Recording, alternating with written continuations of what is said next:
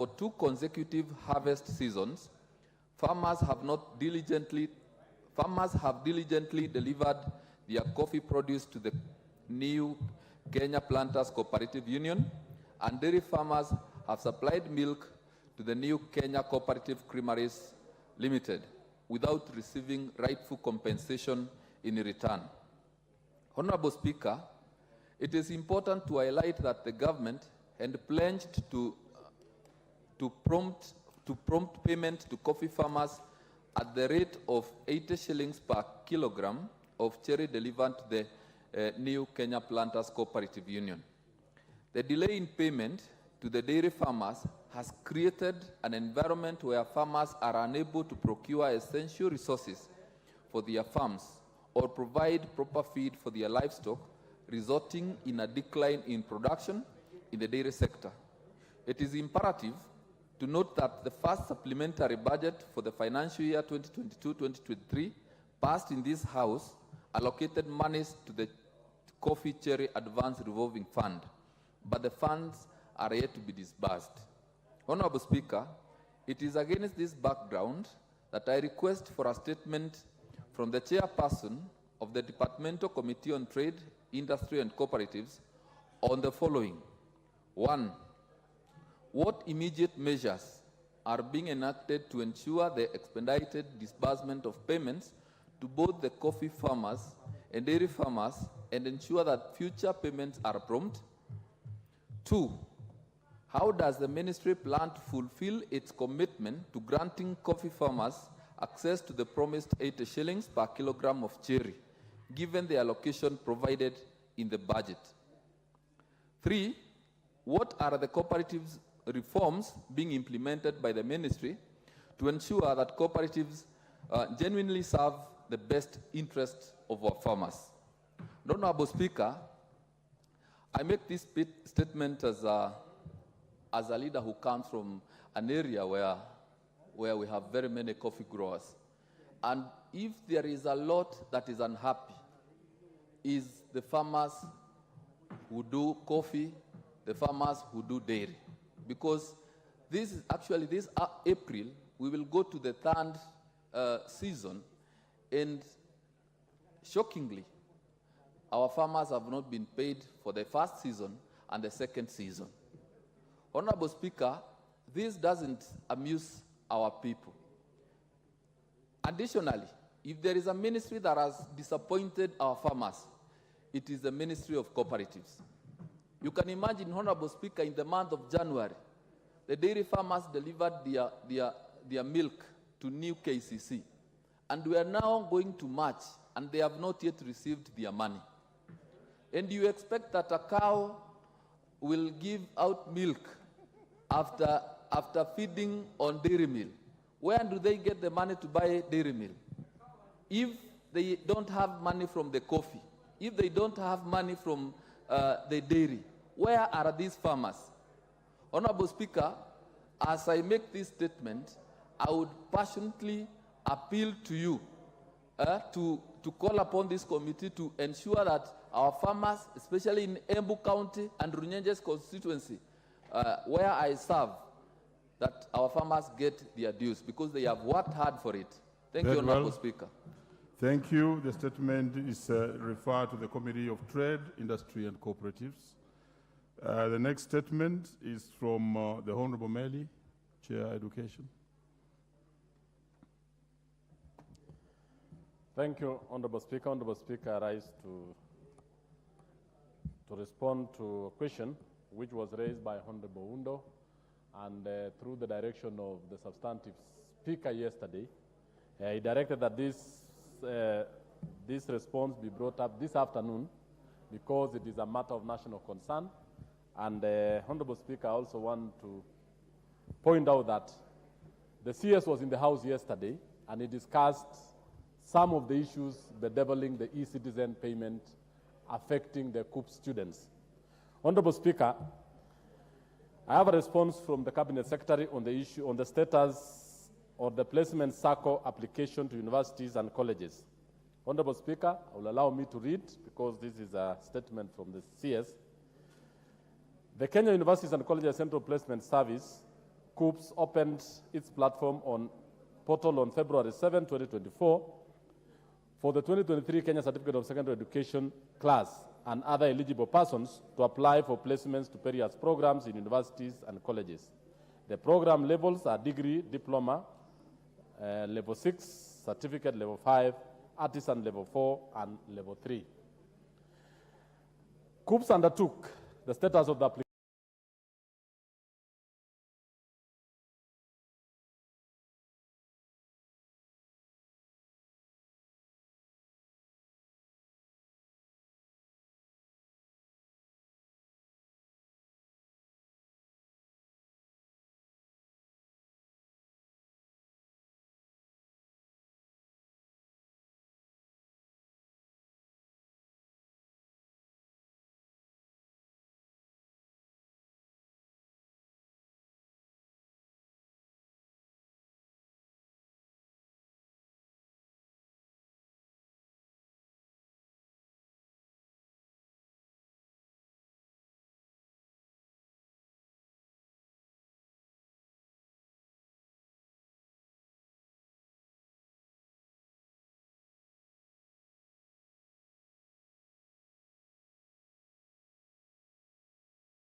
Honorable Speaker, you will allow me to skip that section because I will hand over the document to Honorable Undo. But let me go straight away to the challenges faced by students and how the government has, or the ministry has tried to rectify them. The challenges are that a key challenge has been the delays in the payment submission process. KUPS has isolated the payment platform as a cause of intermittent services because of the following reasons. The cause of the delay is as follows. 1, lack of completely real-time push of payment notification from the PESA flow to the KUPS database to enable the applicants complete the application. The result is a deadlock at the payment point, thus having a ripple effect on the other stage, such as inputting program code. And that has been a real problem for the delay. 2, errors in payment notification on PESA flow side. Some users have reported errors such as unusual payment amounts, for example, Kenya shillings 20, and non-beneficiaries from the KUPS. There is also a case where someone was prompted to pay US dollars 403. The remedials taken, Honorable Speaker, are as follows. To address the challenges experienced by the applicants with regard to payments, the following remedial actions have been undertaken. 1, joint technical team. A joint technical team led by the Principal Secretary, State Department of ICT, Digital Economy was constituted to identify the problems and continuously monitor the process and intervene as may be necessary. The team has representation from KUPS, Kwanza Technopolis Development Authority, the ICT Authority, the Directorate of eCitizen, and the Ministry of Information, Communication, and Digital Economy. 2, review of the resources. The joint technical team undertook a thorough review of the resources allocated to the application system. KUPS internet bandwidth was doubled to ensure maximum speeds. It was also recommended that KUPS placement application be hosted at Kwanza Technopolis to scale up the server space. 3, unlocking delayed payment. eCitizen was to provide the file of all the payments made for KUPS services to enable the unlocking of the yet-to-be validated payments. On the 6th of April 2024, KUPS unlocked 4,286 payment transactions that has been made via the eCitizen platform. So, and the last one, and the last remedy, Honorable Speaker, is provision of self-service code, and the self-service code is USSD code *22# that applicants can use to confirm or push their payments to effect on the platform. The same has been communicated to the public. Honorable Speaker, the CS actually dealt into this yesterday, but as directed by you, the Speaker, I have actually brought this particular statement to the House. Thank you, Honorable Speaker. Thank you for timely bringing the statement to the House. Yes, Honorable Member, you want to weigh in on this?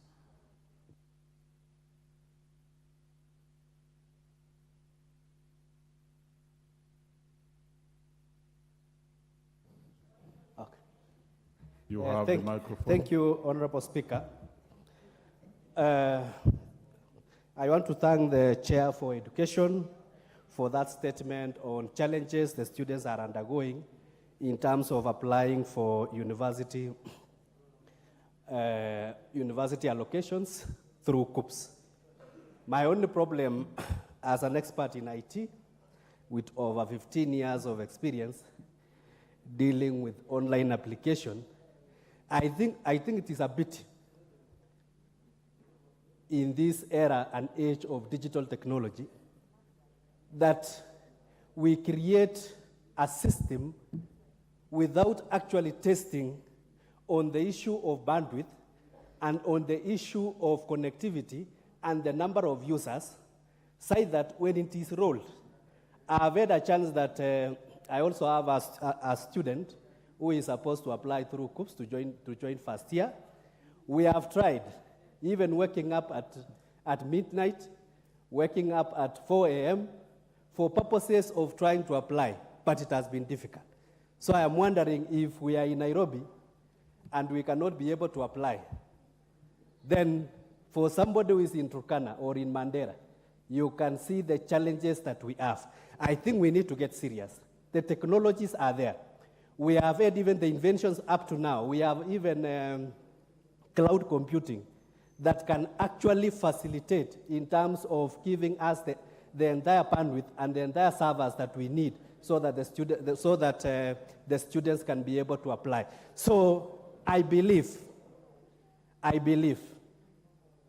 this house needs to be assured that from today, the students should be able to apply for the courses online without further delay, and the time that is expected for that application to be made should not last more than 10 minutes. And we should save the students from waking up at midnight, waking up at 4 a.m. to see whether there is a space where they can be able to apply. So it is a pity to the IT industry, it is a pity to the IT professional like me when we create a system and we roll out a system without proper testing. So I believe this house needs the assurance that we can now tell our students to be able to apply, and they will be able to apply without any challenges. And the system should be seamless. Thank you. KJ.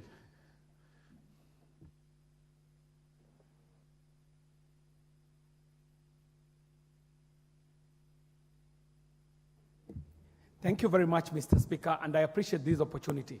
And it is to first appreciate the Honorable Meli and the Committee of Education for expeditiously answering to an issue that is of national concern. And Mr. Speaker, we've got to identify that there are two issues here. One that squarely falls on the administration in the ministry, and the second one that is purely a systems issue that has to do with technologies and teething problems in a technology. And Mr. Speaker, what is necessary is for the ministry to be extremely forthright, because systems are just like infrastructural installations. For example, a road can only take up so much traffic at any given time. That is the same with bandwidth. If you have a conduit or a channel that is digital, it is only able to carry so much traffic at any given time. So if systems are clouded, if systems are clustered, if systems are jammed, the ministry just needs to admit that there is a capacity issue, and that capacity issue can be addressed technically. But Mr. Speaker, I also wanted to ride on the statement that has been presented so that I can bring up the issue that is also facing KUPS, but is also an issue facing lower cadres of education, secondary school and primary school. And it also has a technological element to it. The Honorable Chairman is aware that our students are normally recorded on NEMIS. And for you to be onboarded onto NEMIS, you are required to have a birth certificate and registered at school. But Mr. Speaker, yourself and all of us in this house know that we've got families upon families that have never collected their birth certificates. So the bigger question here is, because when we are appropriating money in this parliament, we normally take the entire student component. We've got to know, when we allocate this money, where does the money for capitation that goes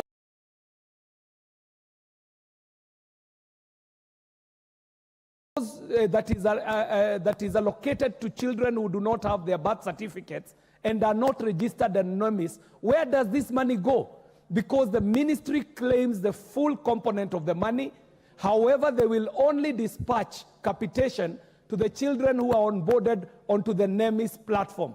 And you might go to schools where you might find 3/4 of the students, over half of the student component is not onboarded onto NEMIS. So when we give the full monies to the ministry, where does the remainder of the money that is allocated to children who are not registered on NEMIS go? Thank you very much, Mr. Speaker, and I think that's a question that we, as the budgeting house, should get an answer to. I think we can conclude in this and then move to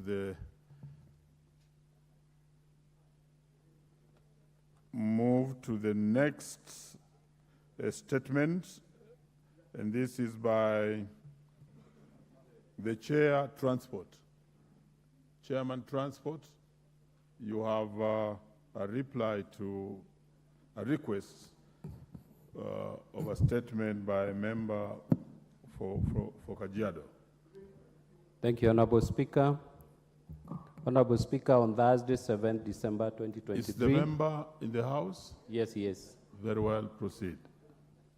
Honorable Speaker, on Thursday, 7th December 2023, the member for Kajiado North, the Honorable Onesmus Gogoyo MP, requested for a statement from the chairperson of the Departmental Committee on Transport and Infrastructure regarding the status of launched road projects in Kajiado North constituency.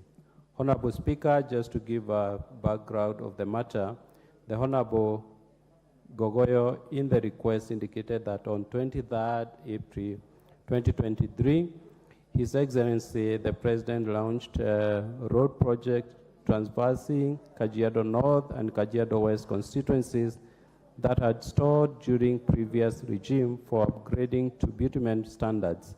These projects included 1. Ongatarongai Gataka Ebubu Road, 2. Cooperative College, that's in Karen, Matasia Nikoroi Road, 3. Ongatarongai Nazareth University, Rimpa Road, and 4. JNC 58, Lewis Academy, Kahara Market Road. In the statement, the Honorable Gogoyo sought to, among other things, establish A, the status of upgrading to bitumen standards of the roads, B, the expected date of the completion of the roads, considering that most sections are now impassable, and C, measures the ministry is taking to ensure that the contractor is paid for the 40% portion of the road that has been completed. Honorable Speaker, the committee has since received a response from the Ministry of Roads and Transport, which I now wish to make. 1, the ministry has clarified that the upgrading to bitumen standards of Ongatarongai, Gataka, Ebubu, Karen, Cooperative, Matasia, Nikoroi, Ongatarongai, Nazareth University, Rimpa, JN, C58, Lewis Academy, Kahara Market Road is 58% done. 2, this comprises 22 kilometers of tarmac achieved out of the contracted 65 kilometers of roads. The contracted project cost is about 2.7 billion, and the contractor is MS China Civil Engineering Construction Corporation. The following link roads are completed to tarmac level. A, Orkeri Gataka Road, B, Rongai Ebubu Road, C, Kwamai Chapchap Road, D, Matasia Tukindisi Road.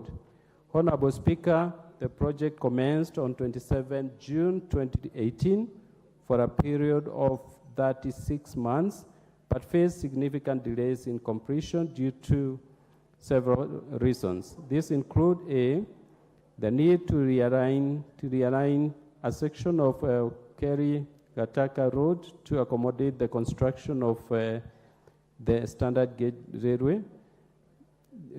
This led to the new design traversing through a gazetted forest, thus requiring additional approval for road construction. The Kenya Railways Corporation is at an advanced stage of obtaining the requisite approvals to allow the completion of the road. B, delay in power line relocation. There have been delays in the relocation of power lines within the road corridor for a majority of the road. The contractor has, however, worked around the poles where possible. C, pending land acquisition. Work is set to commence at the section of the road that was realigned along the Matasia-Kandisi Road due to pending land acquisition following the construction of the SGR. Discussions commencing this acquisition are at an advanced stage. D, the limited road corridor in most sections has resulted in challenges in accommodating non-motorized traffic, thus causing delays in heavy populated sections of the project. E, financial constraints facing the contractor, leading to challenges in undertaking the project as per the contractual timelines. Honorable Speaker, with regard to measures by the Ministry of Roads and Transport to pay the contractor for the completed works, the ministry submitted that the contractor served a notice to downscale works at the project, citing irregular payments of dues. However, the ministry states that it is actively engaging the contractor to resume full operations at the project with the undertaking that the settlement of all pending bills shall be prioritized alongside others facing similar challenges countrywide.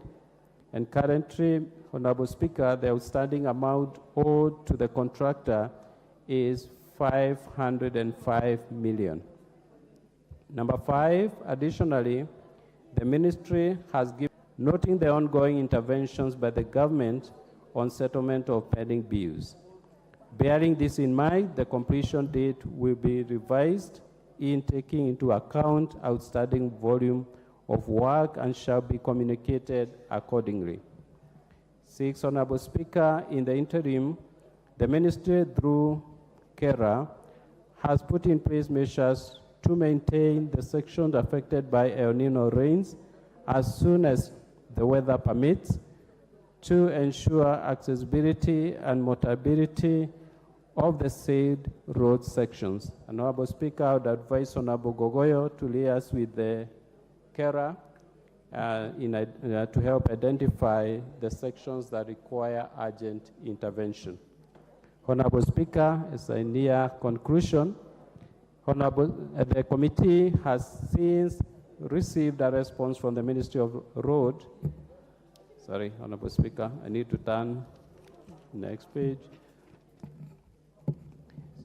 7, in conclusion, the ministry states that the government is engaging with the development partners to provide alternative funding for pending bills that have accrued over the years, leading to delays or stalling of road projects. Further, the ministry envisages that these shall be finalized in good time to facilitate the completion of all affected projects, including the Ongatarongai to Kahara Market Road project. We note that the issues raised by Honorable Gogoyo are replicated across the country, and further noting that roads are key enablers of the economy, the Departmental Committee on Transport and Infrastructure is imploring on this Honorable House to support the request for allocation of additional funds of Kenya shillings 150 billion to the State Department for roads in the financial 258 billion in each of the next 2 financial years, that is 24-25, 25-26, to enable the Ministry of Roads and Transport to complete all ongoing road projects within 2 years, as stated in the policy BPS. Thank you, Honorable Speaker. Submit. Very well. Before we get a rebut from the Member of Parliament, Kajiado North, let me welcome the Honorable Captain Rueda to welcome the students of Mount Kenya University if they are still in the House. Asante Bwana Spika, kunipatia nami nafasi kukaribisha Mount Kenya University Student Parklands Law Campus. Wakija na kiongozi wao Swabir. Swabir ni mwanafunzi wa kutoka Lamu Mashariki. Lamu Mashariki ni eneo watu wanasema watu hawajasoma, lakini watu wamesoma, sema tu si wengi. Nataka nichukue nafasi hii Bwana Spika, niwaambie wanafunzi wa Lamu Mashariki. Watu walikuwa wakisema anga ndio kikomo, lakini sahihi wanasema anga sio kikomo. Nafasi ziko, wakitaka kusoma wasome. Sahihi kuna basari, kuna wafadhili wengi. Mtu akisoma law na upande wa medicine, kuna wafadhili wengi wanaweza. Hii bunge, hizi nafasi ni zenu. Musome kwa bidii, nyinyi ndio viongozi wa kesho. Au tuseme viongozi wa leo. Hamuko mbali na nyinyi pia mtakuwa kwa bunge hii. Asanteni, kila laheri, nimefurahi sana, karibuni sana bunge. Asante. Asante sana. So let's have the first bite on this coming from the Member of Parliament, Kajiado North.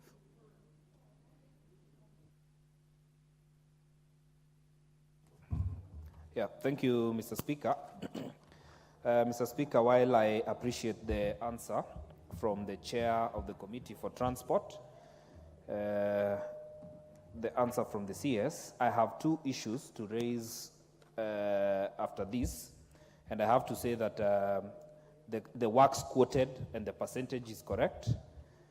I have 2 issues. Number 1, and I would wish the Chair for Transport to note this in a very serious way. Chair Transport. Order, Chairman Transport. Call to order, Chairman Transport. That's because of payments. The SGR passed through our constituency, through the forest, a gazetted forest, and they committed to rebuild the area that was not built by Kenya Rural Roads Authority. And thus, they went ahead to compensate Kenya Forest Service, which they have already done. So I would wish the Chair to provide the exact date that the work will resume the part that was not meant to be done by Kera. And the Honorable GK, in your statement, you did not quote the exact day, because payment has been done. The contractor was waiting for payment to be done, which has already been done by the Kenya Railways for this specific road. And lastly, I want you to provide it on the ground.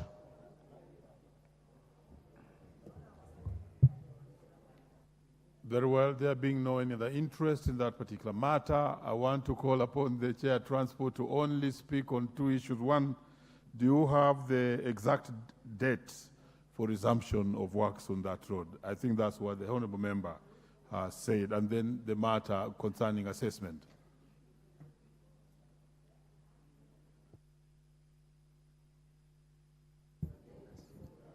Honorable Speaker, thank you. I do not have the exact date, but we will liaise with the ministry and we will support the Honorable Member to be able to get an exact date when the contractor will resume works. Thank you. Very well. So Honourable Member liaise with the Chair to get the exact date. And in the event you don't get the date, please report to the House accordingly. Next is the Majority Leader on your usual Thursday statement.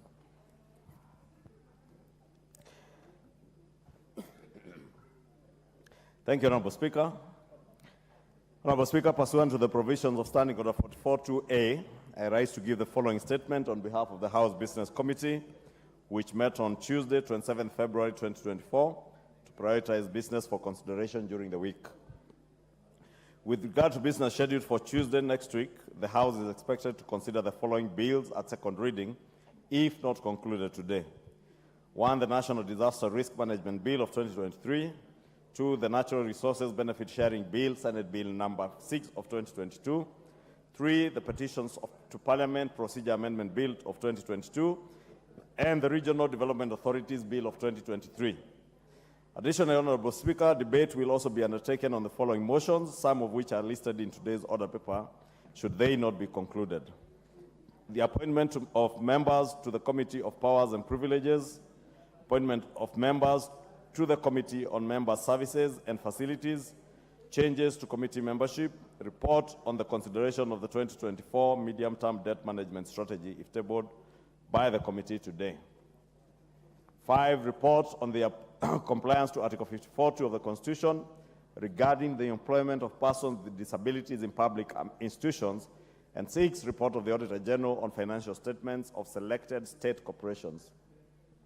Honorable Speaker, I wish to remind the House that following the extension of time granted last week, we ought to conclude with consideration of the 2024 budget policy statement before the end of next week.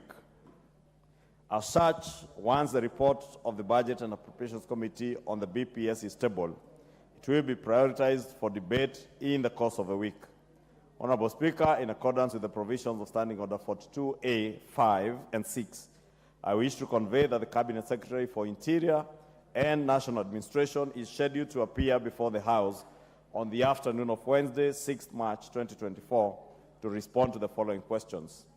1 question by private notice, number 4 of 2024, by the member for Gilgil, Honorable Mother Wangari MP, regarding the death of Jasmine Njoki in Gilgil, Nakuru County. 2 question by private notice, number 05 of 2024, by the member for Samburu North, Honorable Eli Letipila MP, regarding the status of the investigation into the death of Honorable Paul Leshimpiro, MCA of Angata Nanyekie Ward. 3, question by private notice number 006 of 2024, by the member for Luanda, Honorable CPA Dick Maungu MP, regarding the sporadic attacks in Luanda constituency. 4, question by private notice number 07 of 2024, by the member for Kirinyaga County, Honorable Jerry Maina MP, regarding illicit liquor in the country. 5, question number 271 of 2023, by the member for Laisamis, Honorable Joseph Lekuton MP, regarding births and registration offices in Laisamis and Loyangalani sub-counties. 6, question number 343 of 2023, by the member for Ruiru, Honorable Simon Kingara MP, regarding challenges in processing passports and inordinate delays in the issuance of passports. 7, question number 02 of 2024, by the member for Matungo, Honorable Oscar Peter Navulindo MP, regarding the surge in cases of livestock theft in the Western region, and particularly in Matungu constituency. 8, question number 003 of 2024, by the member for Kinango, Honorable Gonzi Rai MP, regarding the deployment of the contingent of General Service Officers, GSU unit, to Kazamoyo village in Kwale County. 9, question number 05 of 2024, by the member for Bahati, Honorable Irene Joki MP, regarding the replacement of the vehicle with registration number plate GK B340J, assigned to Deputy Commissioner Nakuru North Sub-County. 10, question number 037 of 2024, by the member for Isiolo South, Honorable Tubi Budi MP, regarding the issuance of identification cards to residents of northeastern and bordering regions. Number 11, question number 045 of 2024, by the member for Fafi, Honorable Yakub Farah MP, regarding actions taken by the government to enhance security in Fafi constituency. 12, question number 048 of 2024, by the member for Emuhaya, The Honorable Omboko Milemba MP, yours truly on the chair, regarding the security of non-local teachers in Mandera County, and 13, question number 050 of 2024, by the member for Kilome, Honorable Thaddeus Zambia, MP, regarding gazettement of Nzai sublocation in Makwiny constituency. Honorable Speaker, in conclusion, the House Business Committee will reconvene again on Tuesday, 5th March 2024 to schedule business for the rest of the week.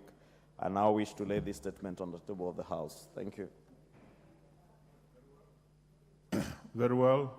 Before we move to the next order, let me acknowledge the presence in the House of Sabasaba Secondary School of Maragua constituency, Muranga County. Do we have any honorable member from Muranga to welcome those students? Proceed.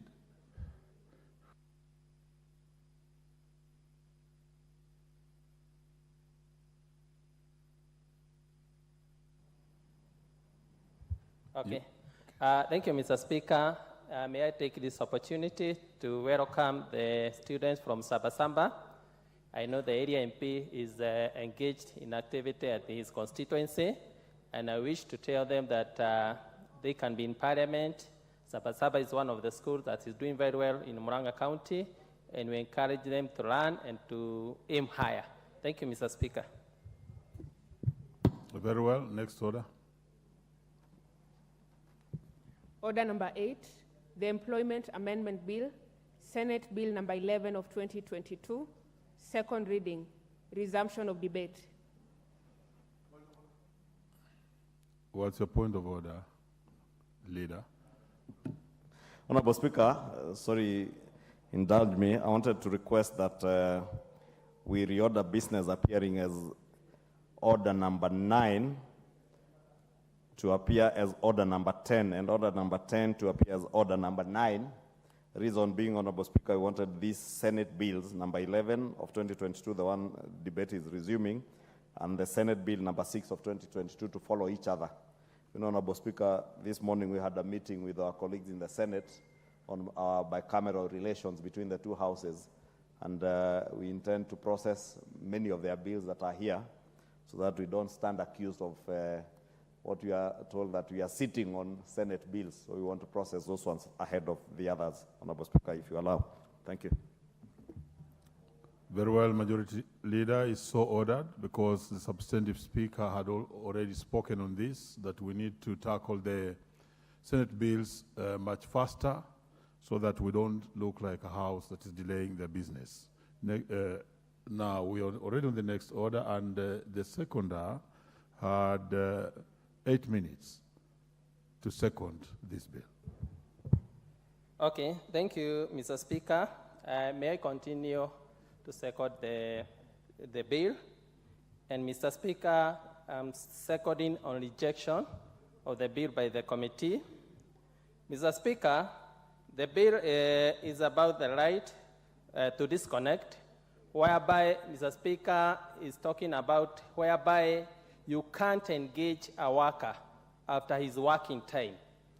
And in the explanation of the right to disconnect means an employee's entitlement not to be contacted by the employer during out of work hours as per the employer's policy. Mr. Speaker, as a committee, we went aloud the bill, and we found that the bill somehow is discriminative, whereby the bill is not concerned about the employer, but is targeting mostly the employee without considering the rights for the employer. Mr. Speaker, when it talks about disconnection, it talks that the employee can only be engaged during emergency. Now, Mr. Speaker, we wondered, now how will you be able to contact that employee if he has already disconnected from the employer? Therefore, Mr. Speaker, the bill that is explained on areas during emergency on how you can be able to contact the employee, because immediately after work, the employee will have a right to switch off the phone. You can't contact that person. Therefore, we did not find the areas or avenues under which the employer will be able to explain that there is an emergency and they want the employee to come back and assist the employer. Therefore, Mr. Speaker, on the other issue is the bill has the areas of definitions. The bill has only two definitions. One definition is out of work hours, and the other one is right to disconnect. But it talks about emergency, but doesn't define what is emergency, at what instances of emergency whereby an employer can contact an employee. It talks about compensation, whereby an employer has to compensate an employee, but doesn't explain what is compensation, doesn't define compensation. Therefore, Mr. Speaker, as the bill comes from the Senate, we find there was a lot of oversight. There were some basic things that they could have been included during the debate at Senate, which are very critical. There is the issue of essential services. It says that the essential services, those people working at the essential services are the people who can be around not to disconnect. But, Mr. Speaker, it doesn't define essential services. Therefore, Mr. Speaker, we see a lot of gaps in the bill. Mr. Speaker, the bill also only targets those people who work during the day and go home. But, Mr. Speaker, the bill doesn't consider some people like the domestic workers. A domestic worker is with the employer throughout. Now, where does this connection? Because the bill now should cover all employees, should not target a few and leave the others. Now, for a domestic worker, the bill should have clearly indicated at what stage should the domestic worker disconnect from the employee and they are living in the same premises. Mr. Speaker, there is the issue of those who work 24 hours. They are always in the employment area. Therefore, Mr. Speaker, we find some of the gaps. Mr. Speaker, the bill, as I said, is so biased to the employer because it talks about employee disconnecting from the employer. But the bill doesn't talk about when the employee wants to contact the employer. Is the employer mandated to pick the phone of an employee during out of work? Therefore, the bill should have also indicated when now employees usually call the employer. Does it consider also employee usually call the employer? Therefore, we find some biasness in the bill whereby the employer is not considered at all. There are cases, Mr. Speaker, whereby he's considering the person who initiated the bill, considering the working hours. Suppose the worker or the employee had been given target to work on, and the employee fails to achieve the target. Now, the bill doesn't consider the employer, because the employer had given somebody target, but such somebody knows that is protected by the law, that when the time comes for going home, he must go home. That brings a lot of indiscipline in areas of work. Mr. Speaker, the bill, as we look at it, the current government agenda is a bottom-up transformation agenda, whereby one of the main agenda is employment. The bill says that it's targeting an employer who has more than 10 employees. Now, if I am an employer and realize that I'm about to achieve the 10th employee, then I follow in this trap, whereby I cannot be able to contact my workers when they are out of work. I will make sure I will not employ the 10th employer. Therefore, it's discouraging employers from employing maybe more than 10. And Mr. Speaker, what we should be legislating under the government agenda of bottom-up transformation of creating employment, we should be encouraging legislation that will encourage the employer to employ more workers, who has 10 to employ the 11th employee. Therefore, Mr. Speaker, the committee found that the bill is discouraging those who have more than 10 employees. And we asked, what scientific calculation or something that is tangible, somebody cannot go to court, why he did not consider the person who has 2 employees, the person who has 5 employees, the person who has 8 employees, but only targeted employers who have employees from more than 10. Mr. Speaker, it creates somewhere whereby even the mover of the bill must have been trying to get away from falling on that gap. He might have looked at his institution or his work and has realized he has to go outside that bracket because there is no scientific anything explanation. Even the mover, we asked him, why didn't you think about the 2, the 3rd, the 4th, or the 5th? You went to 10. You must be having vested interest, whereby even you yourself, you don't want to fall to that gap.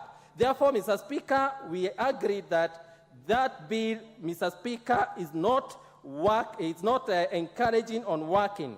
Mr. Speaker, as a committee, we say that the issue of employment is a civil relationship and should not be given a criminal liability. When I employ an employee, I should not be found myself maybe on issues of management in my work, whereby I can be declared criminal by contacting my employee.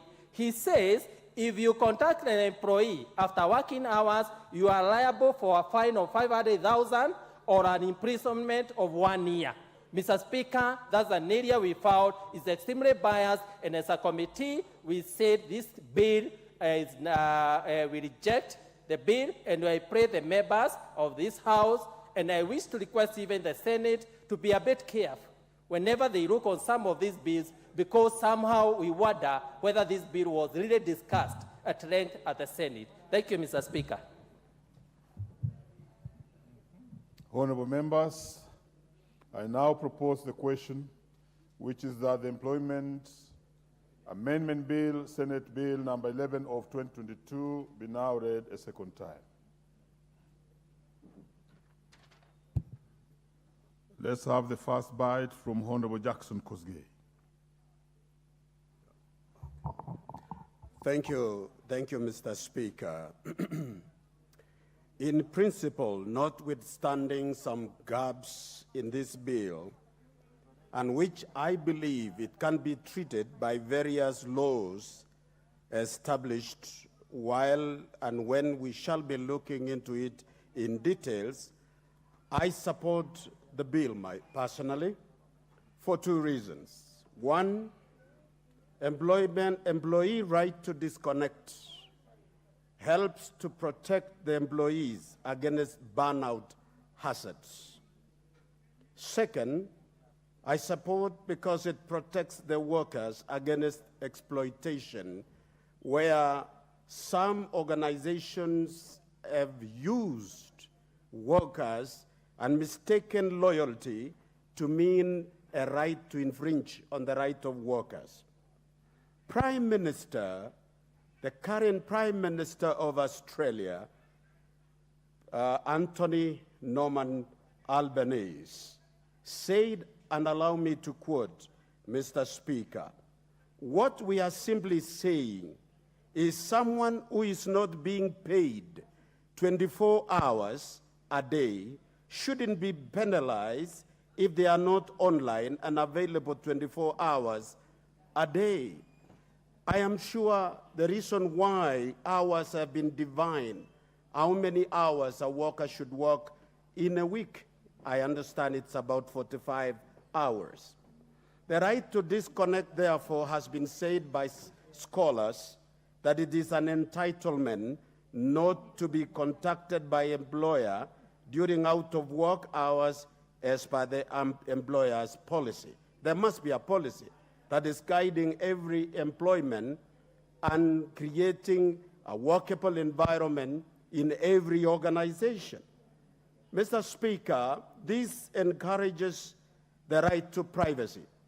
Some people have made telephone calls being the boss, even in midnight, calling somebody's wife or husband, causing disunity in families. We need some kind of a working relations that dignifies a worker. Simply because he's working for you doesn't negate.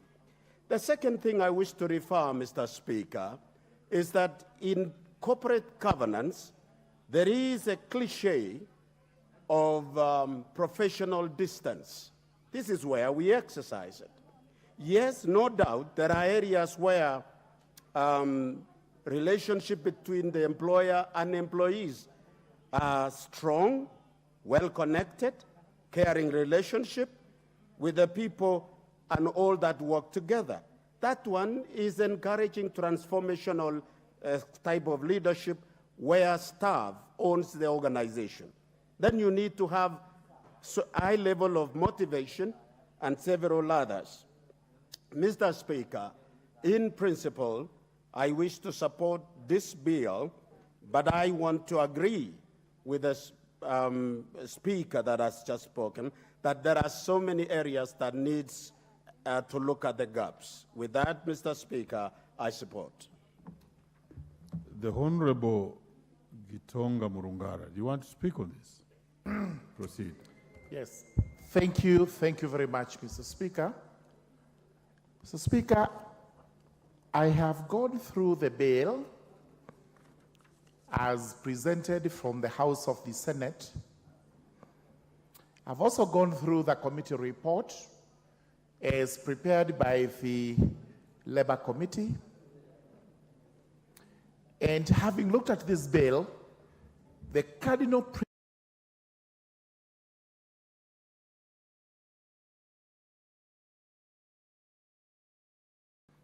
there is no way you can confer rights upon persons without corresponding obligations on them too. I am not very sure where this bill has been lifted from, but it seems to be actually in contravention of employment laws in the country, and especially bearing in mind that employment law is civil law. It is not criminal law, it is civil law. It is based on contract between two persons, an employer and an employee. There are always arguments whether this contract is at arm's length, but provided that it is supported by consideration, it is a valid contract, and the courts have held so. When you confer a right on the employee to disconnect from their employer, the next question is whether the employer has a right to disconnect from the employee. It cuts both ways, because whatever makes an employer to connect with an employee outside the working hours may be the same reason why the employee must connect with the employer outside the working hours. Therefore, one reason I oppose this bill is due to the fact that it does also not give that right to the employer to disconnect. Let's move on to the element of disconnection, which is actually criminalized by this particular act. That if anyone contravenes this section, it's liable on conviction to a fine not exceeding 500,000 shillings or imprisonment for a term of 1 year or both. First and foremost, the fine and the prison term are disproportionate. You cannot be fined 500,000, and if you fail to pay, you're in prison for 1 year. It has to be commensurate. So the number of years must be slightly more than what is provided here. Number two, this is a contract between two parties, such that one party breaches the contract.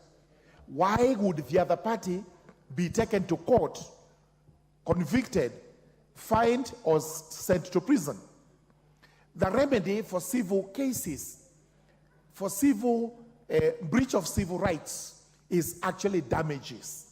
So the employee should be entitled to an action in damages if the employer breaches this particular provision.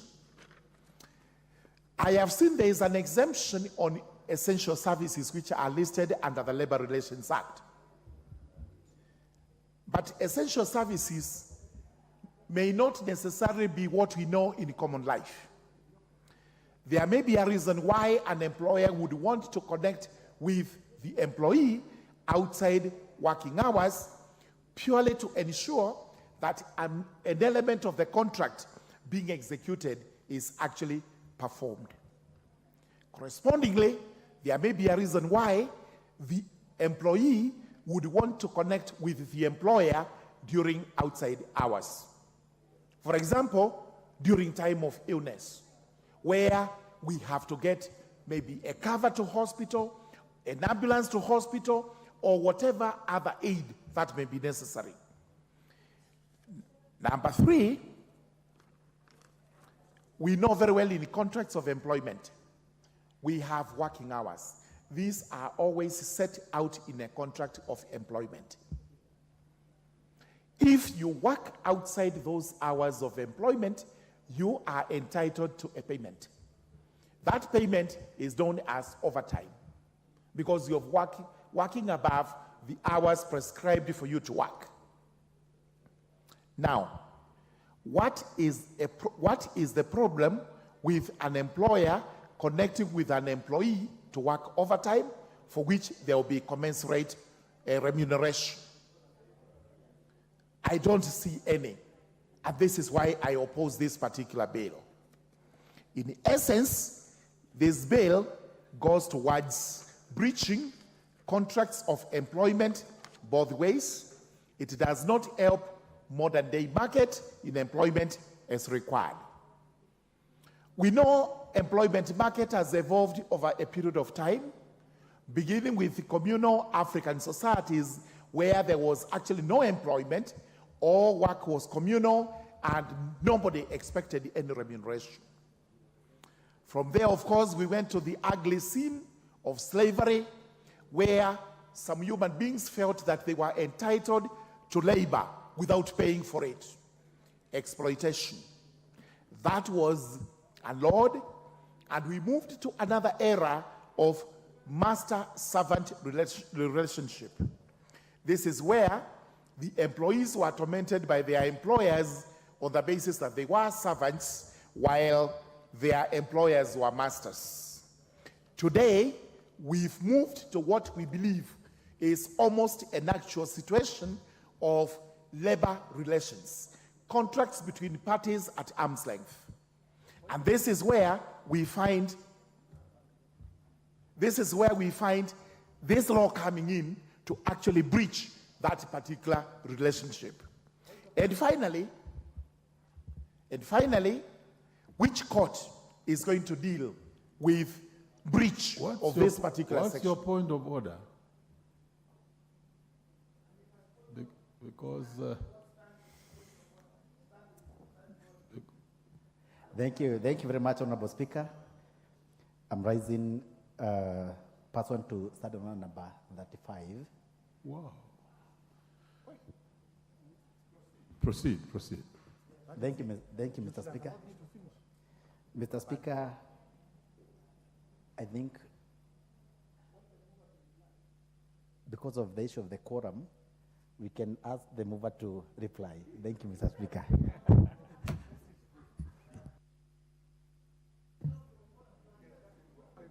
You have not pronounced yourself clearly on the standing order that you are actually raising. So you are combining two things there. Thank you, Mr. Mover Speaker. to reply, you are also talking about quorum. What are you talking about, Honorable Member? Thank you very much, Honorable Speaker. I have just consulted with my senior here, and he has advised me to come back to that point of order later. Thank you, Mr. Speaker. Very well, Honorable Member, you may proceed. Thank you very much, Mr. Speaker. Mr. Speaker, Honorable Kururia is a young legislator. He's learning how to handle the ropes, and soon he will know the distinction between the two and when they can actually be raised. But I think this is a bill that has a lot of interest, and we may debate on it slightly more before the mover is called upon to reply. Then what I was saying is the labor relations under the Labor Relations Act are governed or are enforced by our employment courts. Our employment courts are not criminal courts. they are civil courts. So if anybody breaches this particular section, which court is going to be charged with arbitrating between the parties on their rights, and especially when it comes to criminal justice? Would an aggrieved party go to the CID, the police, the DPP to complain, after which the DPP would prefer a criminal case against the offending party? That is what we ask. Or will the aggrieved party go to the Labor Relations Court, file a civil complaint for the person to be held liable and award damages? That is another question. As I conclude, Mr. Speaker, this is a bill which, in my estimation, has not been properly thought out. It is not actually in consonance with our employment laws, and it needs to actually be rejected. So I do oppose this bill entirely. The Honorable Elachi.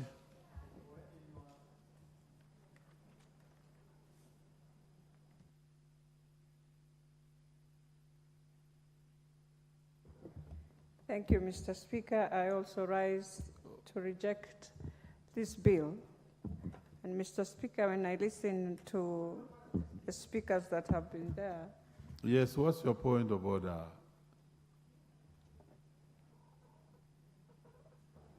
Thank you very much, Mr. Speaker. I rise pursuant to Standing Order 83, as read together with Standing Order number 95. Mr. Speaker, as you have just heard, everybody who stands rejects. Would I be in order, Mr. Speaker, to request you to call upon the mover to reply, so we don't waste a lot of time with rejection, because it appears has been totally rejected, including even Honorable Elachi. She just opened her mouth and she said, I reject, before she says so. So, Mr. Speaker, I think we would be wasting our precious time without anticipating the next order. Mr. Speaker, would I be in order to request you to call upon the mover to reply? I thank you. We have heard you, yes, but let's allow the Honorable Elachi to finish, and then I will put the question to just weigh what the House mood is like. Proceed, Honorable Elachi. Thank you, Mr. Speaker. Mr. Speaker, it will be good to give with reasons that, first of all, Mr. Speaker, when you go through the content of the bill and look at how we manage the laws of employment in this country and just across the world, Mr. Speaker, and the person who thought about this seems to have not looked at our Public Service Commission Act. That indeed, even when you are employing, he never even specified what cluster of employees is he talking about. Because if they are civil servants, then you can't treat them according to what he would wish.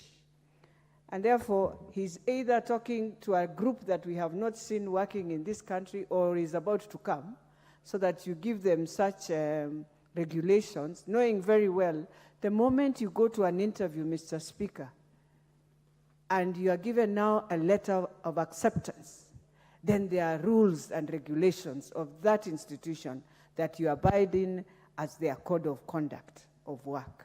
And Mr. Speaker, I normally say there are 5 behavior models for an employee in any workplace. 1, trust. 2, you must learn how to deal with conflict, commitment, accountability, and results. Now, when he talks about time, that when you go overtime, that now the employer cannot even call you out of working hours. What about if you, as the employee, has been given an assignment, you have been so slow on your assignment, and you have to go, indeed, beyond the hours that you were employed? What happens to this person? Will he take advantage and use the same policy to take his employer to court? So, Mr. Speaker, when we look at such a bill and when we tell the Senate, and I want to tell the Senate, when you're talking of employment, it is the most sensitive thing. And that is why any lawyer who works in court on a matter of an employee, the first thing the judge does is to give orders to that person. Then you now come and go through your case. So if they find you culpable, yes, you will go home. If not, but always you are given orders to return to work. And therefore that protection is there for any person who is employed in this country, Mr. Speaker. And therefore for them to come and now define, unless we are saying, and I'm not saying us, I look at the Senate and I want to tell them they have to be looking very critically at the work of our people who have been employed in the counties. They need a critical law just to get their pension. How I wish they can bring that in this house. They need a critical law to safeguard them in how you find a governor can just decide today, Mr. Speaker, you are not there, you won't be employed, you have been employed for 10 years, you are thrown out in 1 second. They need now to bring an employment law for county government workers that can protect them properly in the work they are doing and ensure even this overtime. Most of them do not get. So you find county assemblies are even more organized than the executive side.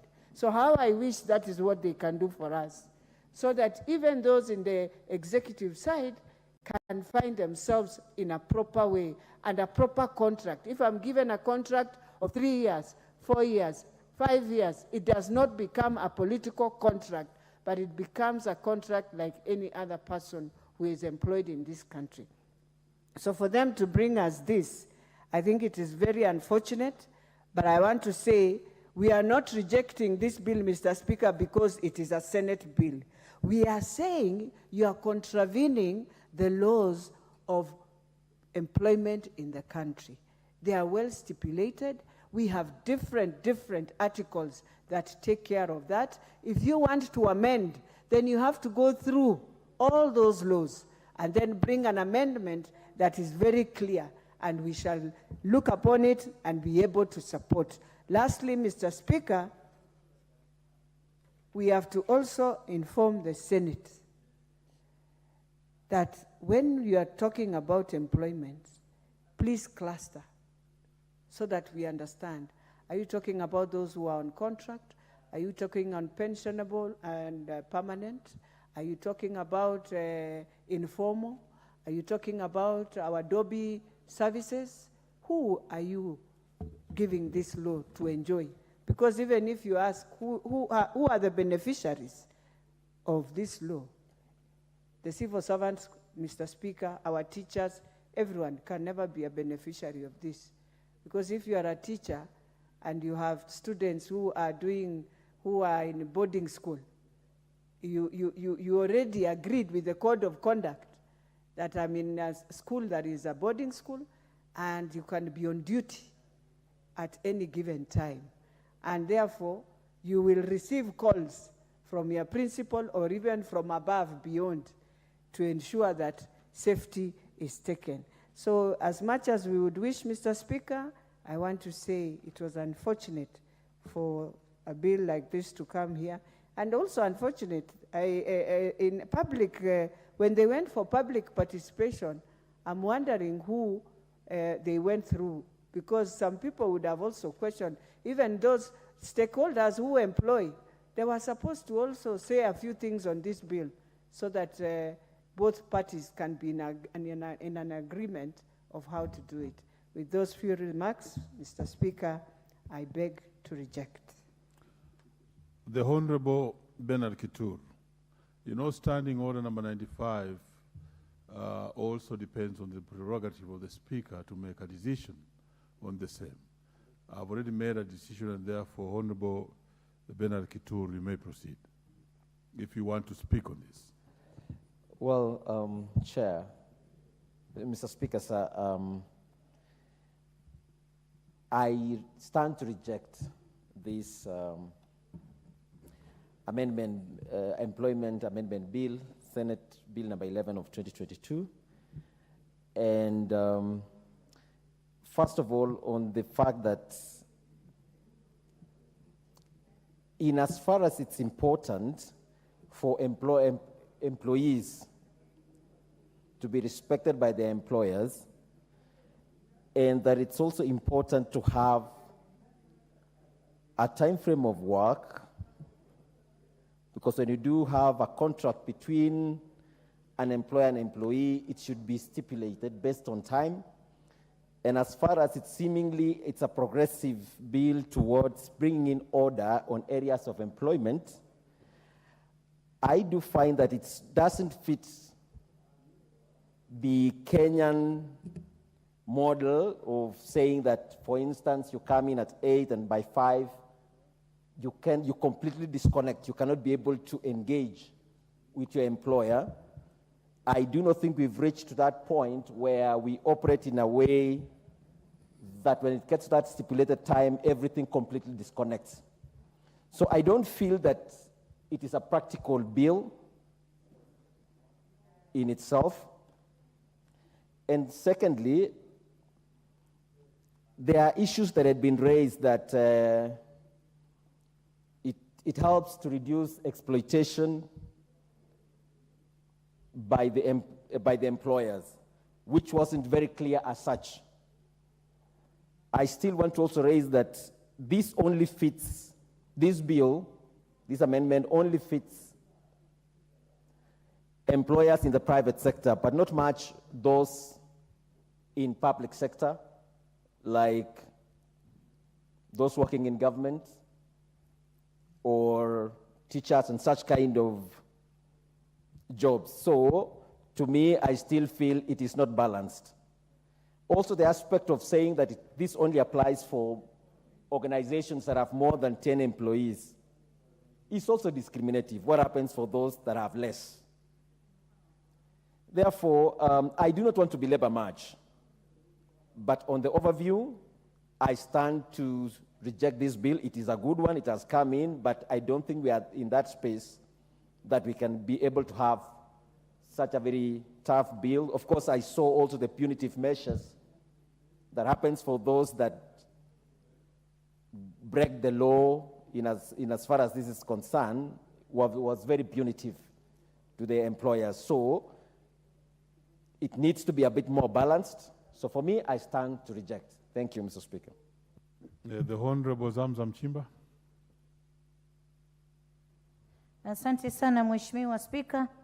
Na mimi niweze kusema kuwa japokuwa nia ya kuleta mswada huu ilikuwa nia nzuri, lakini tukiangalia kwa undani tunaona kuwa itawanyima wengine raha ya kufanya kazi kwa amani, Mheshimiwa Spika.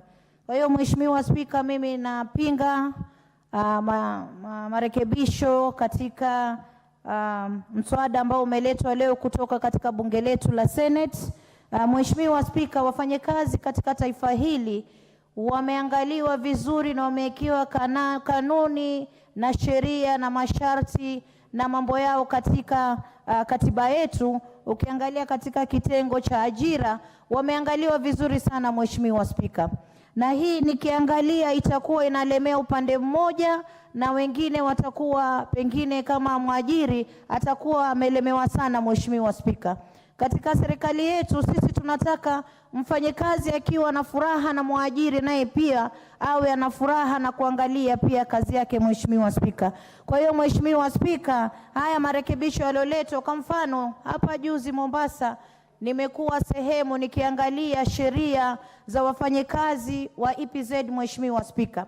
Lakini tukafikia maelewano kuwa lazima wale wafanyakazi haki zao za kimsingi ziangaliwe, na vile vile pia haki ya mwajiri naye pia aweze kuangaliwa ili waweze kupata balance, kwa sababu tunataka taifa ambalo linaweza kusonga mbele kwa mwafaka uliowekwa katika katiba, Mheshimiwa Spika. Kwa hiyo katika hili mimi nitamwambia kamati ya Leba katika Senate, hili kama mama kaunti wa Mombasa nimelipinga. Lazima sheria ni msumeno ukata mbele na nyuma, tukuangalia mwajiriwa, tuangalie na anayemwajiri, Mheshimiwa Spika. Lakini hata hivyo pia walete sheria na kanuni nzuri ambazo sisi tuweza kuzipitisha hapa, kuangalia haki za wafanyakazi zinafuatiliwa sana, Mheshimiwa Spika, kwa sababu kuna watu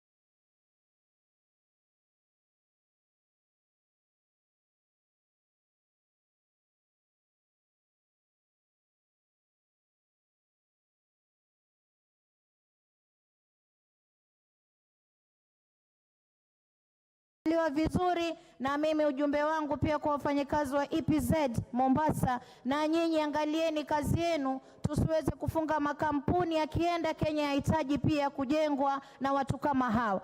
Mambo yenu yameangaliwa vizuri, na nyinyi muangalie zile target zenu, zile kazi zenu mlikuwa mmepewa kufanya, mufanye kwa uadilifu ili tuweze kuona makampuni yetu yakienda vizuri. Asante sana Mheshimiwa Spika. The Honorable Beatrice Kimei. Thank you, Honorable Speaker, for giving me this opportunity to add my voice to the bill that we have, the Employment, that is Amendment Bill 2022, the Senate Bill number 11 of 2022. Honorable Speaker, I want to believe that the owner of the bill had intentions, but to me, it is not a balanced bill. It is geared more towards the employer and no much interest with the employees. In this case, I reject the bill for one, Honorable Speaker. The relationship between the employer and the employee is very important. Relationship here in terms of the output. So when we talk of the employer should not actually, or the working hours should not exceed what is there. That is to tell us that the employer has no say when the time is over. Yet sometimes here, the work that is there can go beyond the stipulated hours. And in this, it tells us that it will be very mechanical for the employee and the employer. I also want to say that it is not clear, even from this bill, when the bill talks of only in cases of emergencies, but which are these emergencies? It is not stated which is the emergency and which is not. And putting also into consideration, we have some employees who have to work beyond the working hours. For example, the teachers. What do we say about those working in boarding schools? Because they have to take care of the students all through. Does it mean when the time is over, they have to go home? Who stays with the students? Who takes care of them? Who check on their issues? So to me, this bill is not the right one, and therefore I reject, saying that they have to look at another way out. Now, I'm also asking myself, if the employee has an emergency and is at home or wherever, are they not supposed to engage the employer? That is my question. Because now, if it is only the working hours, it means even if they have an emergency too, they are not supposed to engage an employer. So this bill will not make life very easy for the employer and the employee at the same time. And therefore, in the strongest terms, I reject this bill. Thank you, Honorable Speaker. The Honorable Lilian Sioi. Is she in the House? Being absent, next we have the Honorable Wilberforce Oundo. Thank you, Honorable Speaker. The Employment Amendment Bill, Senate Bill number 11 of 2022. Honorable Speaker, when I perused through this bill, it reminded me a similar bill that came from Senate in the last term, sponsored by the current governor of Murang'a County. And it left me wondering, Honorable Speaker, that under Article 96, and in totality on the chapter on legislation, Senate is bestowed with very heavy load to protect the interests of the county and ensure devolution works.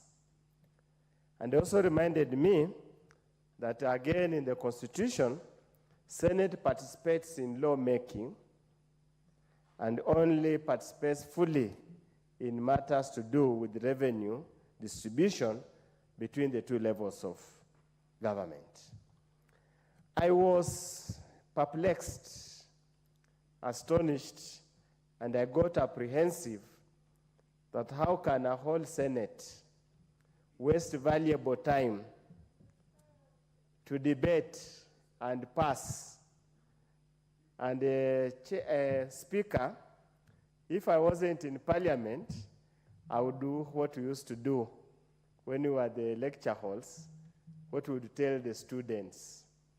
But since this is Parliament, and there's some issue of parliamentary and the rest, let me just say from the onset that this bill is a bill that I reject in totality. It is something that ought not even to have been allowed to see the floor of Parliament. Yesterday, Honorable Speaker, we just told here so many times, trying to look for ways and means to ensure that valuable parliamentary time is not expended to discuss this bill. Honorable Speaker, I reject on three strong grounds. Number one, the issue of labor relationship in this country are so big, are so demanding, that the issue of contacting an employee after the so-called working hours does not rank anywhere in the order of priority.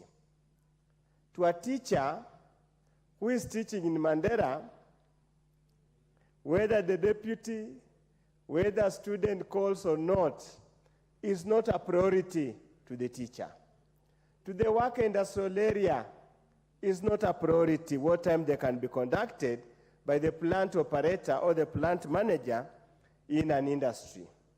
To an unemployed person, this is not a priority in labor relationship. To an underpaid person who is hanging on the job that he has, this is not a priority. The priority is job security, priority is improved working condition, priority is better pay. Priority is the ability to improve so that they can move to the next level.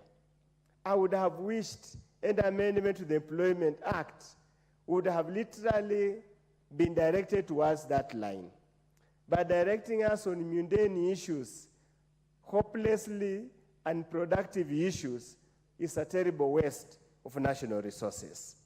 Secondly, Honorable Speaker, I would have imagined, I'm told the sponsor of the bill is a young person, and like the old hogs like us who are here, is a young person. And I would thought the young person have weaned themselves from this retrogressive and outdated mentality that working hours are fixed working hours. We have seen the Kwanza government, even the Uhuru Kenyatta government, push towards digital economy. And we practiced during the corona time, where there are no fixed working hours. All that is required is delivery. All that is measurable is the output. Honorable Speaker, we operate consultancies. We operate other things. I never at any time request anybody whom I'm working with to be on his desk or his desk from 8 a.m. to 5 p.m. All that I'm looking for is delivery of service. All that I'm looking for is the output. Many Kenyans of the youthful age are working at home, and the output and the income far much exceeds those people who slug themselves from day to evening on a desk job. Honorable Speaker, we go all over our constituencies telling our young people that the white-collar jobs are no longer there. The jobs we do go to a desk, you are given a swinging chair, there is tea in a flask with the biscuits, with the flower vase, with a telephone extension on your desk, are long gone. We are telling them, create your own time, to work at your own free time, to make sure you put food on the table and meet your bills. With this amendment, if it ever became a law, we would go back 10 steps more than the 2 steps you have made to entrench back this mentality that I must work a certain time.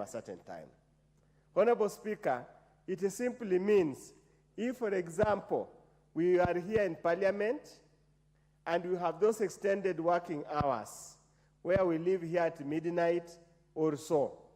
When you get home, when you are hungry, your house girl or your house help will not cook for you because it's beyond working hours.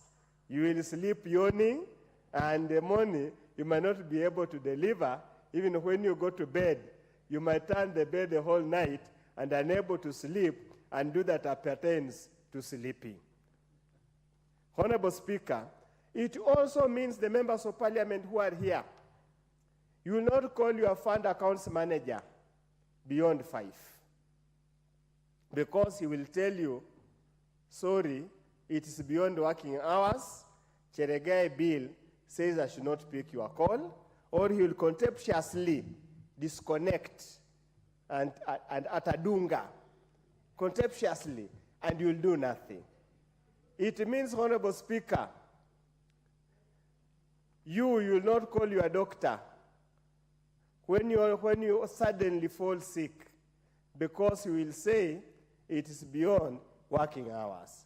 It means when there is an emergency, MOH will not call a nurse who is off duty to come and render services because it's off working hours, regardless that those are essential services under Section 18 of the Employment Act. It is a necessary legislation.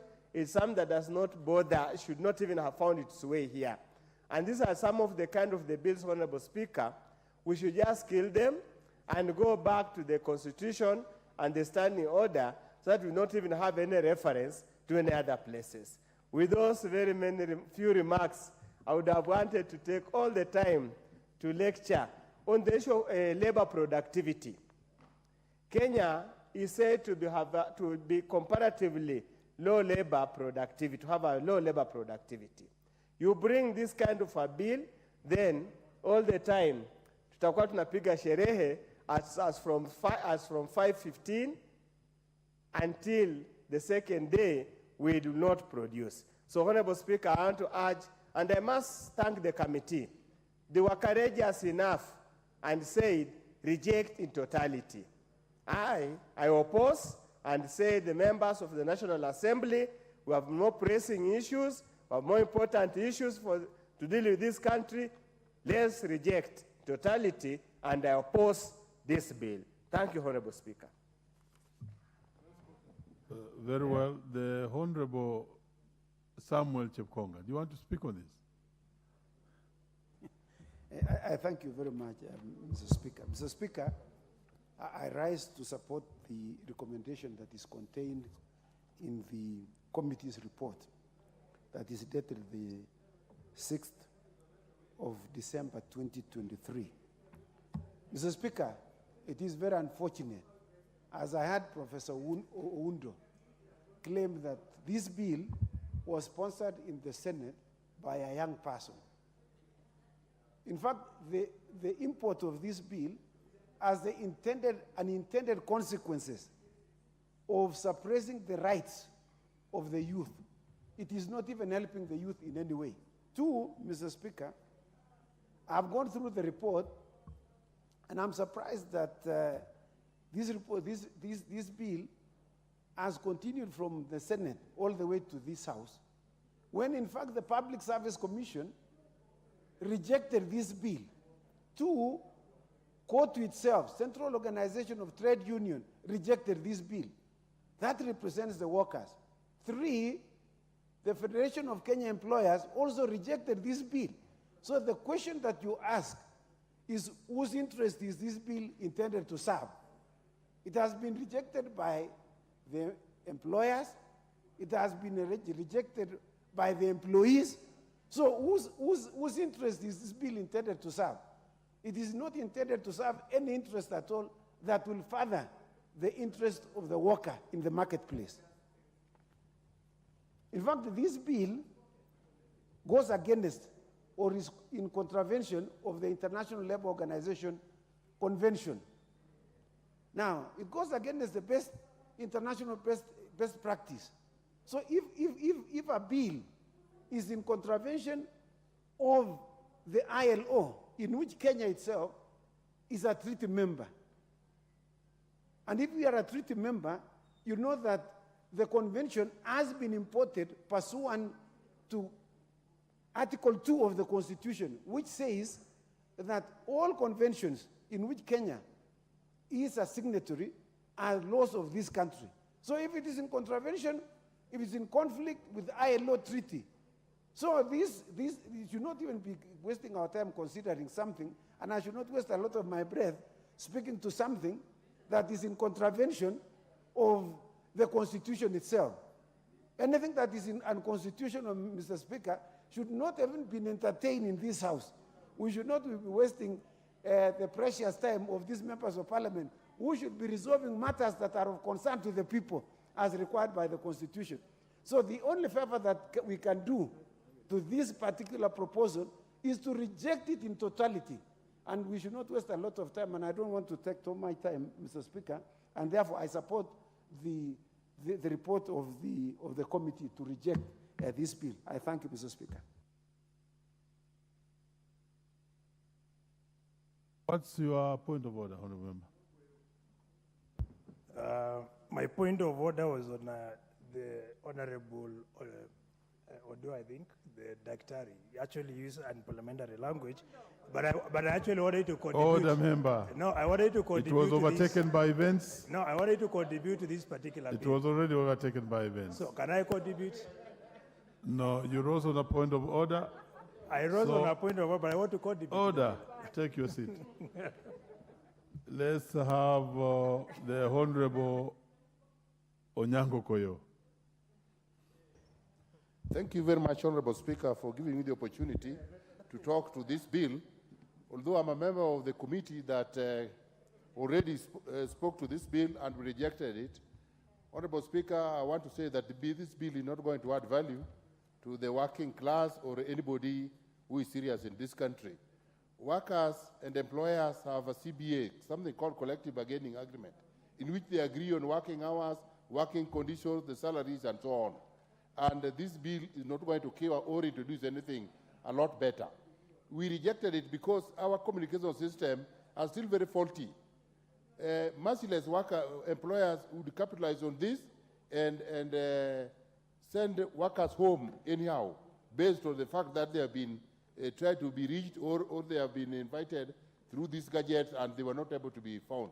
So several years after independence, we appeal that those who are serious bring to this House bills or issues that they have researched and found that they are coming to add value or they are new and they are going to drive the country forward.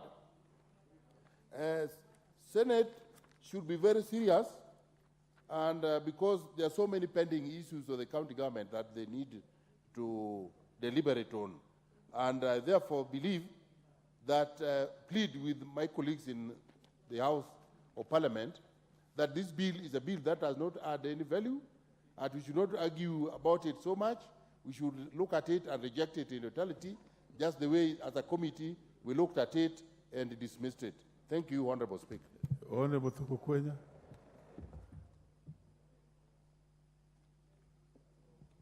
Thank you, Mr. Speaker, for this opportunity to contribute to this bill from the Senate. From the onset, I want to join the chorus, so to say, in rejecting this kind of a bill. In fact, Mr. Speaker, I want in a very special way to reprimand the Senate House Business Committee for allowing such a matter to even be given precedence by the same committee to be discussed in the Senate and for forwarding the same to the National Assembly. Mr. Speaker, these are some of the bills that make Parliament look like a joke. And I have taken time even to interrogate as to who the author and the initiator of this bill is. And from a judgment, I could tell from the word go that this is a person who is in Parliament either having not ever worked anywhere in any of our reputable organizations, and the reason as to why, or rather had a bad day at work, had a serious disagreement with the former employers, and the reason as to why he came up with such a bill to limit the working hours of employers in this country. You realize so much has changed, and I'm actually particularly perturbed that the author of this bill is a young person who should be well versed with the dynamics of the world today, that our economy has really changed, and actually we do not have specific working hours. The world has become a village whereby when it is morning here, it is at night elsewhere. A case study, before I joined Parliament, Mr. Speaker, I was a serious businessman. And my working hours and my staff used to work between 5 in the evening to morning, because that is when we would be in touch with our clients or our suppliers. And Mr. Speaker, looking at this bill, because I don't want to say much, I want to dismiss this kind of thinking. Actually, the writing is not even worthy the paper that is typed on, and therefore I reject and call upon the Senate Business Committee to be more serious and to interrogate the kind of bills that they are passing. It is unconstitutional ab initio, just like it has been said by the Honorable Chepkonga, and therefore does not deserve to be in this House. We have more serious matters to discuss in this House. Thank you, Mr. Speaker, for the opportunity. Yes, Honorable Ruku. Honorable Ruku. Are you contributing on this? Yes, and as you contribute on this, you must remember our standing orders, that it's not in order to reprimand the Senate for having brought this bill. Proceed.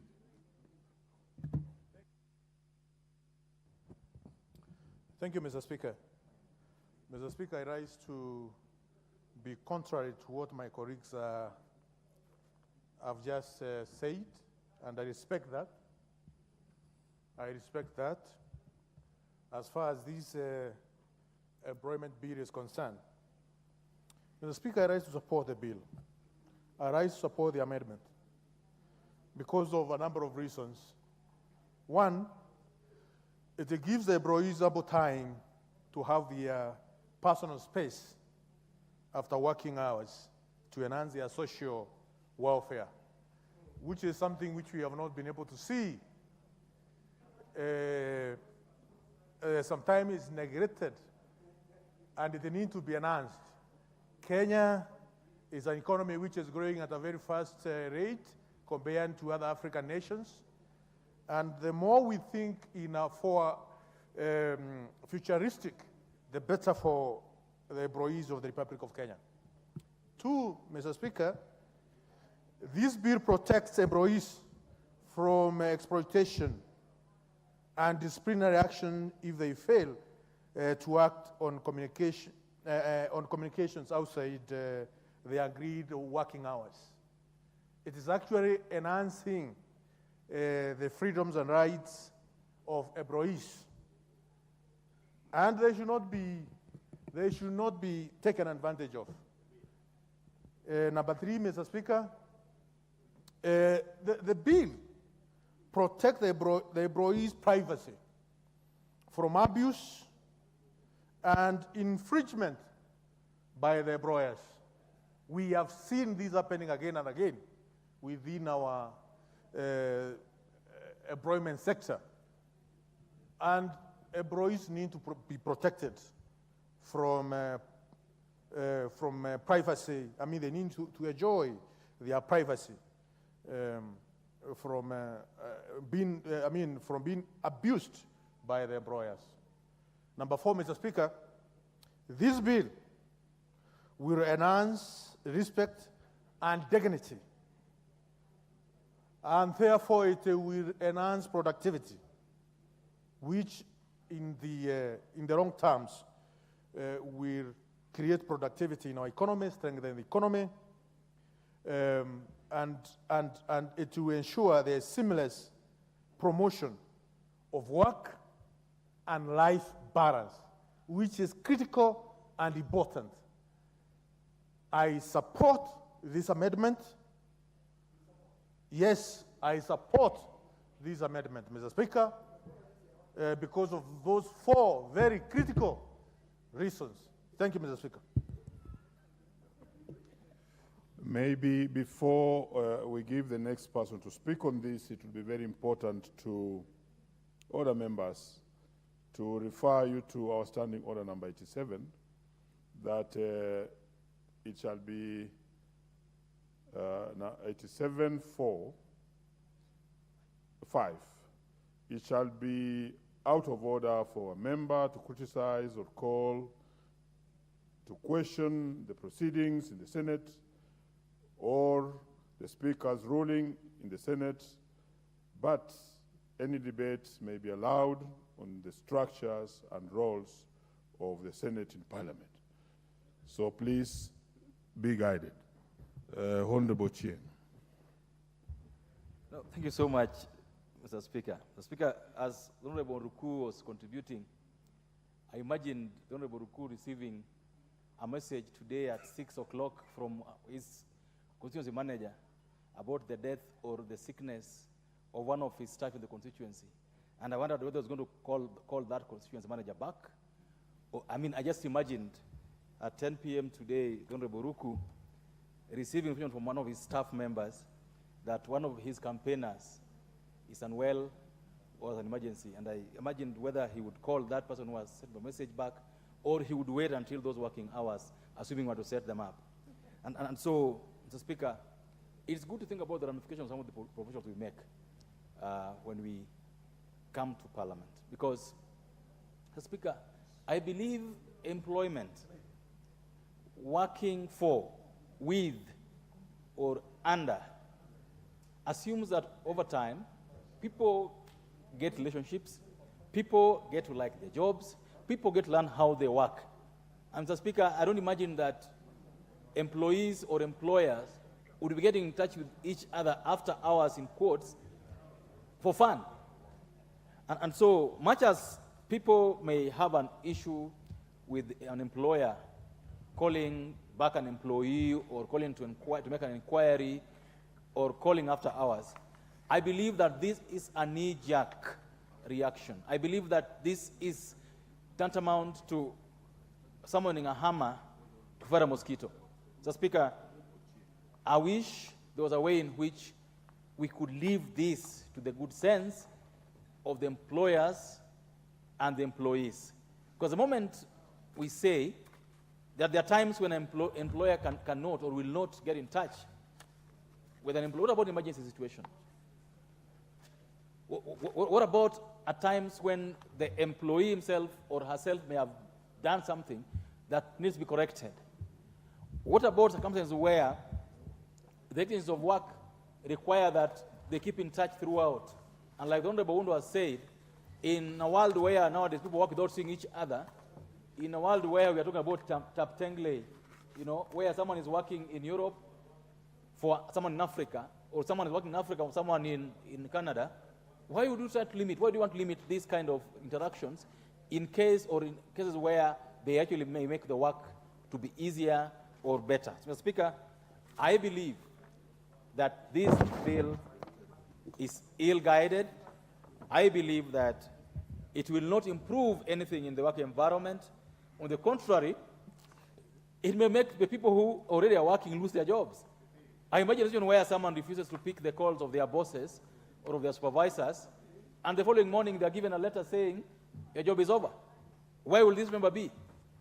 Mr. Speaker, I think this is some of the things that we should leave to the realm of policy and work environments as they evolve, instead of legislating on matters that we cannot even supervise or enforce. Mr. Speaker, I oppose. Thank you. The Honorable Basil, followed by the Honorable Lady Lillian. Thank you. Thank you, Speaker. I can see my brother, Honorable Wilberforce, is smiling.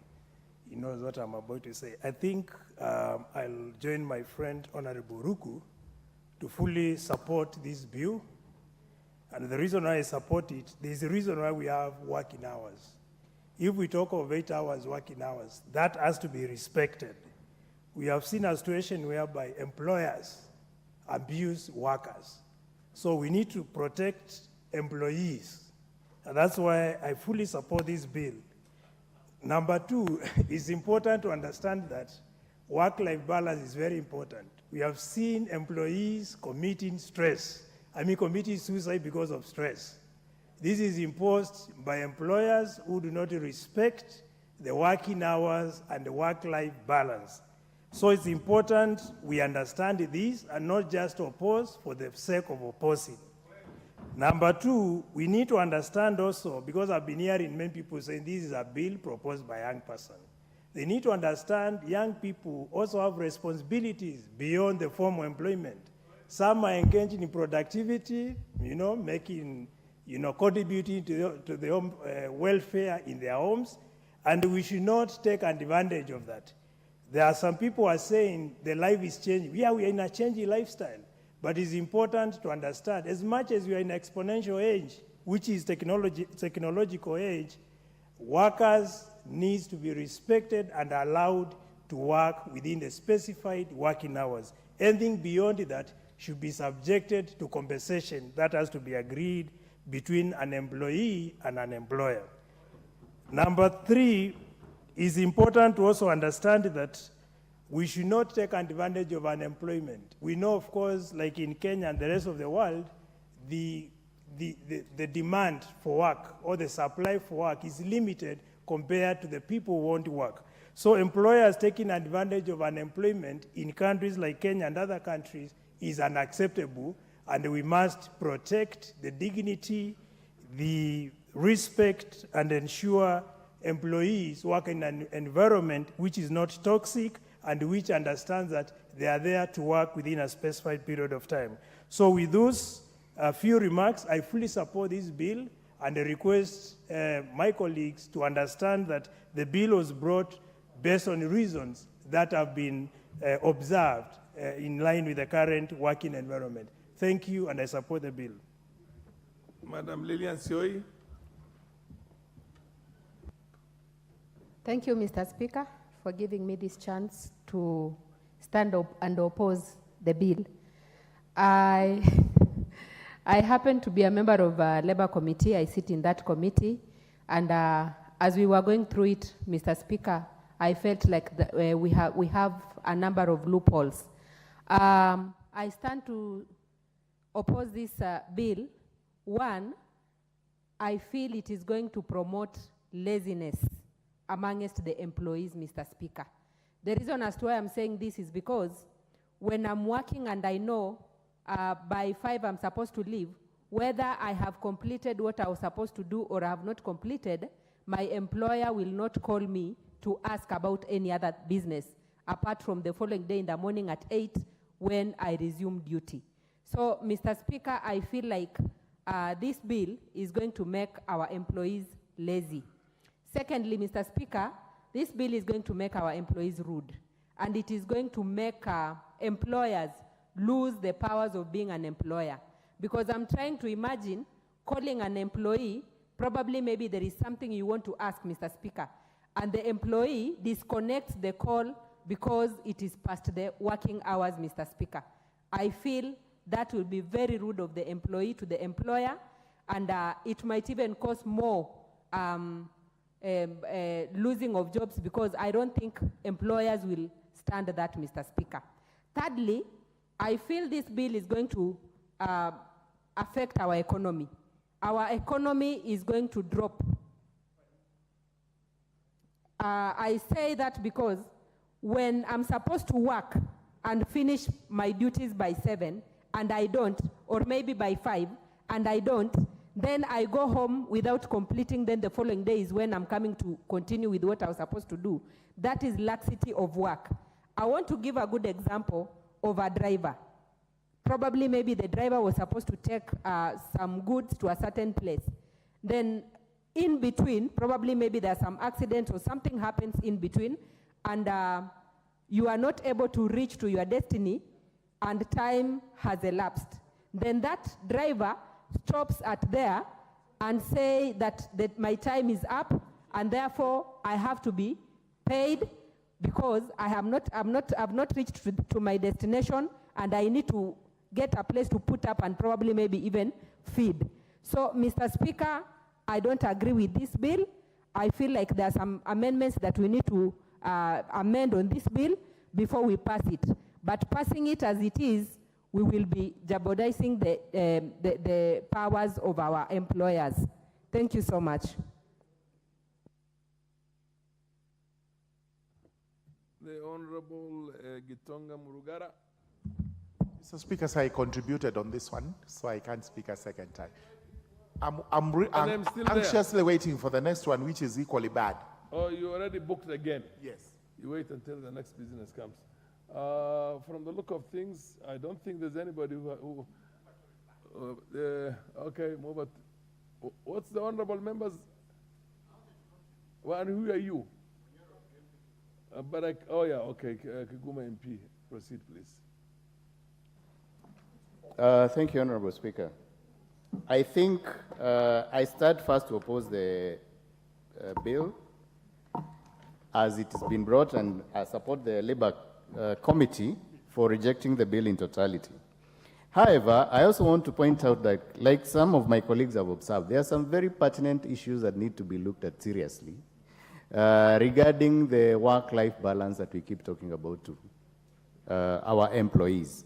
There are employers who abuse that trust, and some people are working 24 hours a day, because once you go home, they start sending you messages through WhatsApp, they send you emails, you have a laptop that you take home, and I think it's totally and entirely unfair that we put some of our employees through some very unfair labor practices. So as much as I oppose this, I think from where it came from a good intention. I would not put any ill will on the person who moved the bill. However, based on our circumstances and where we are, I would think of an area I come from. I come from Kigumo, and we are tea growers and coffee growers. And like someone has asked, if you have a driver who is taking tea leaves to the factory and his shift is over, does he stop the vehicle, stop speaking calls, disconnects? What do we do under those circumstances? Some issues are not critical. You cannot say that he's a doctor, so he's supposed to be working 24 hours. What do we do about our young people who are working in business process outsourcing? Those are areas who are covering the whole world, and they work for companies that work odd hours, depending on where they come from.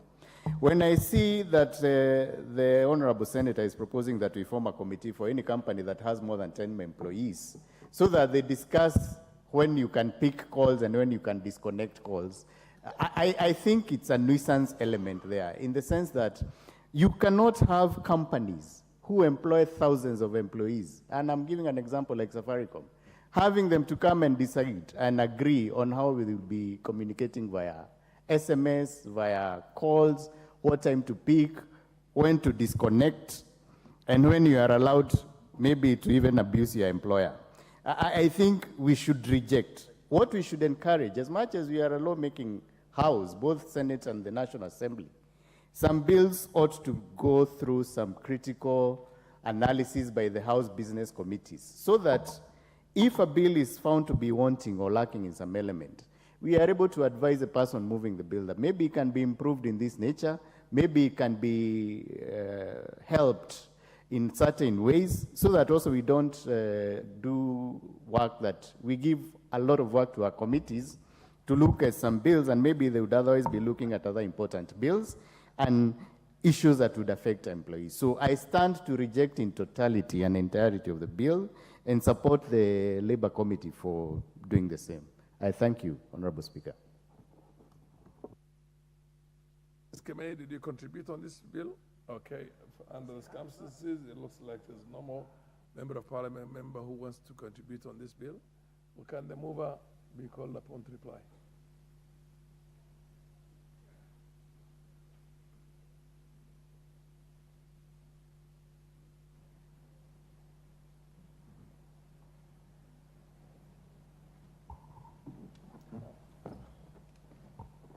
Okay, thank you, Mr. Speaker. Mine, first of all, is to thank all the members of this House who has contributed on the report. And I think they have enriched the bill in a wider way.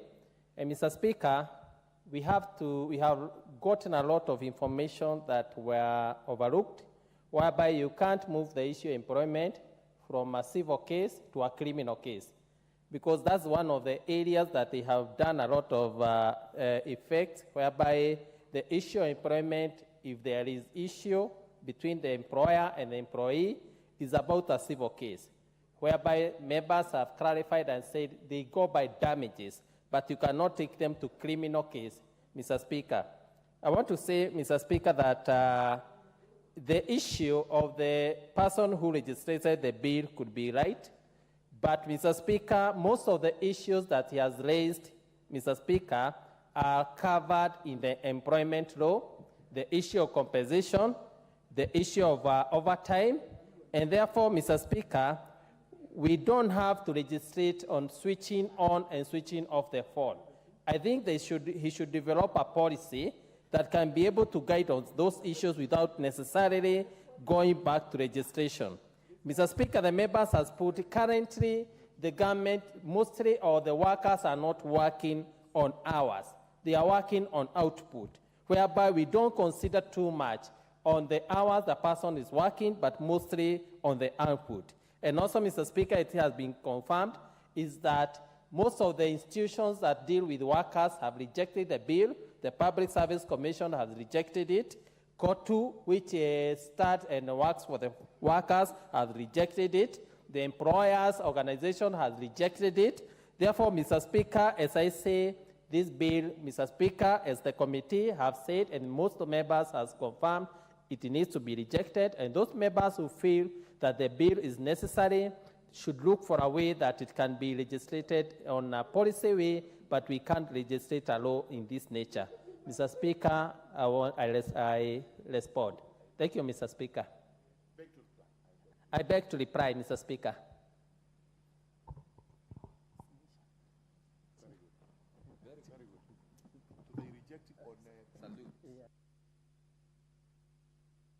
Honorable members, I defer the putting of the question on this bill to another date.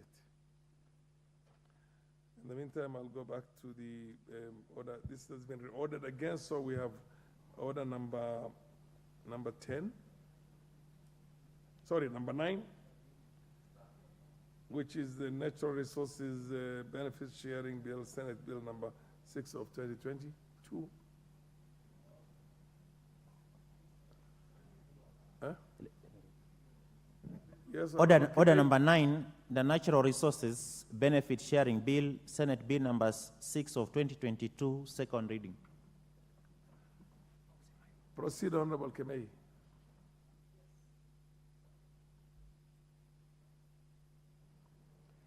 Honorable Chair, Honorable Speaker, I stand on behalf of the Chair and members who wish that this bill be deferred to a later date. Thank you, Honorable Speaker. Fair enough, granted. This bill is also ordered, now it's order number 9. It's also deferred to a later date. We now go to order number 10, which is the original order number 9, the National Disaster Risk Management. What's your point of order, Honorable Oundo?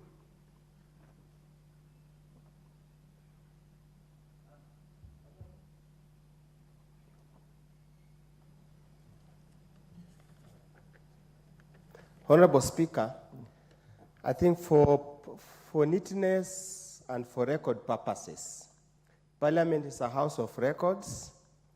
The author or the mover of the bill is Kimani Chungwa, leader of the majority party. So unless my honorable colleague is seeking deferment on behalf, she did not move the motion. or if she's seeking deferment on behalf of the mover. That's a communication. Yeah, so we need for neatness purposes.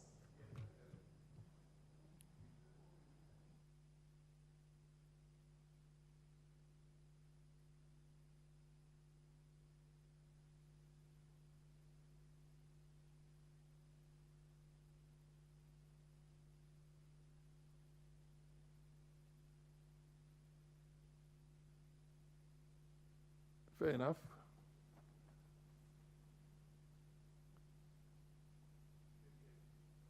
Next order. Order number 10, the National Disaster Risk Management Bill, National Assembly Bill number 24 of 2023, second reading. Where is the leader of the majority to move this one? Do we have any communication from the, yes, Honorable Murugara, the chair of the JLAC? May we kindly also step that one down? Yeah. Because the leader of majority is not here to move it. Okay. We have other business ahead, which I think So we are ready to transact. your request is we defer to Request another that date. we defer to a later Okay, date. granted. I've deferred this one again. Next order.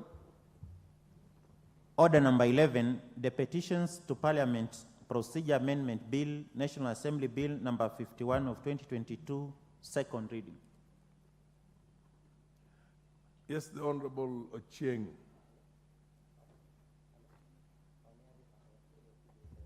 Thank you so much, Mr. Speaker. Mr. Speaker, I beg to move that the Petitions to Parliament Procedure Amendment Bill, the National Assembly Bill number 51 of 2022, be now read a second time.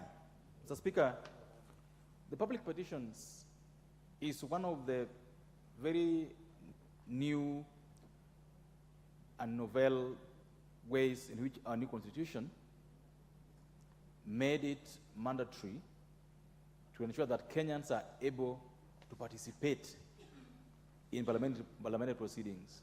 They are able to ensure that their matters count the floor of Parliament, Mr. Speaker.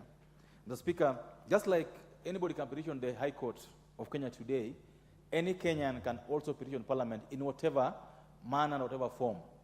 Mr. Speaker, so this process of petition in Parliament has been going on since the new constitution came to be. And so the reason this bill was proposed was to just streamline that process, to streamline the way Kenyans engage with Parliament in terms of petitions, to make it easier for Kenyans to petition Parliament, to make it easier for Parliament to communicate with the rest of the world in as far as the petition is concerned, Mr. Speaker, and to ensure that petitions don't take so much time once they are brought to Parliament. Mr. Speaker, today, under our new constitution, anybody can petition the High Court or Supreme Court just by a letter. You do a letter, handwritten, then it have to be printed. You send it there, and they're duty bound to act on it. Yet, in Parliament today, the way we've worked around receiving petitions, the way we've got around processing those petitions, makes it difficult for Kenyans to engage with the Parliament. And so this amendment, Mr. Speaker, is meant to ensure that the petitioners can approach this Parliament without undue regard to form and formalities, without due regard to so many things that they must provide to us. And that's why, Mr. Speaker, these amendments talk about having a standard form that a petitioner just goes to the website, fills it in, and brings back. Mr. Speaker, we are removing, Mr. Speaker, the requirement that the petitioner must provide so much evidence about what is petition in Parliament about. The only thing we are saying now that this new bill is that a petitioner just needs to tell us, is this matter pending in any court of law? If it is pending in court of law, don't bring to us the proceedings in that court. Just tell us the case number, and that will be sufficient. For now, we ask you to bring, the pleadings therein, the judgment therein. Now, what Parliament will require under this new amendment is just tell us what case number, in what court. Is it commercial division? Is it a criminal division? In which part of the country? And that will suffice, Mr. Speaker. Number three, Mr. Speaker, there are people who have been saying that, we should not, the clerk should not be the one communicating the petitioners.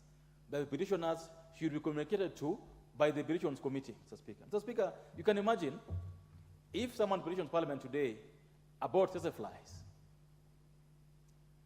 and maybe the petition is not done in the form required, or is not done in the manner that Parliament should look at it, why would a petition go to the committee for the committee to look at whether the petition is eligible or not?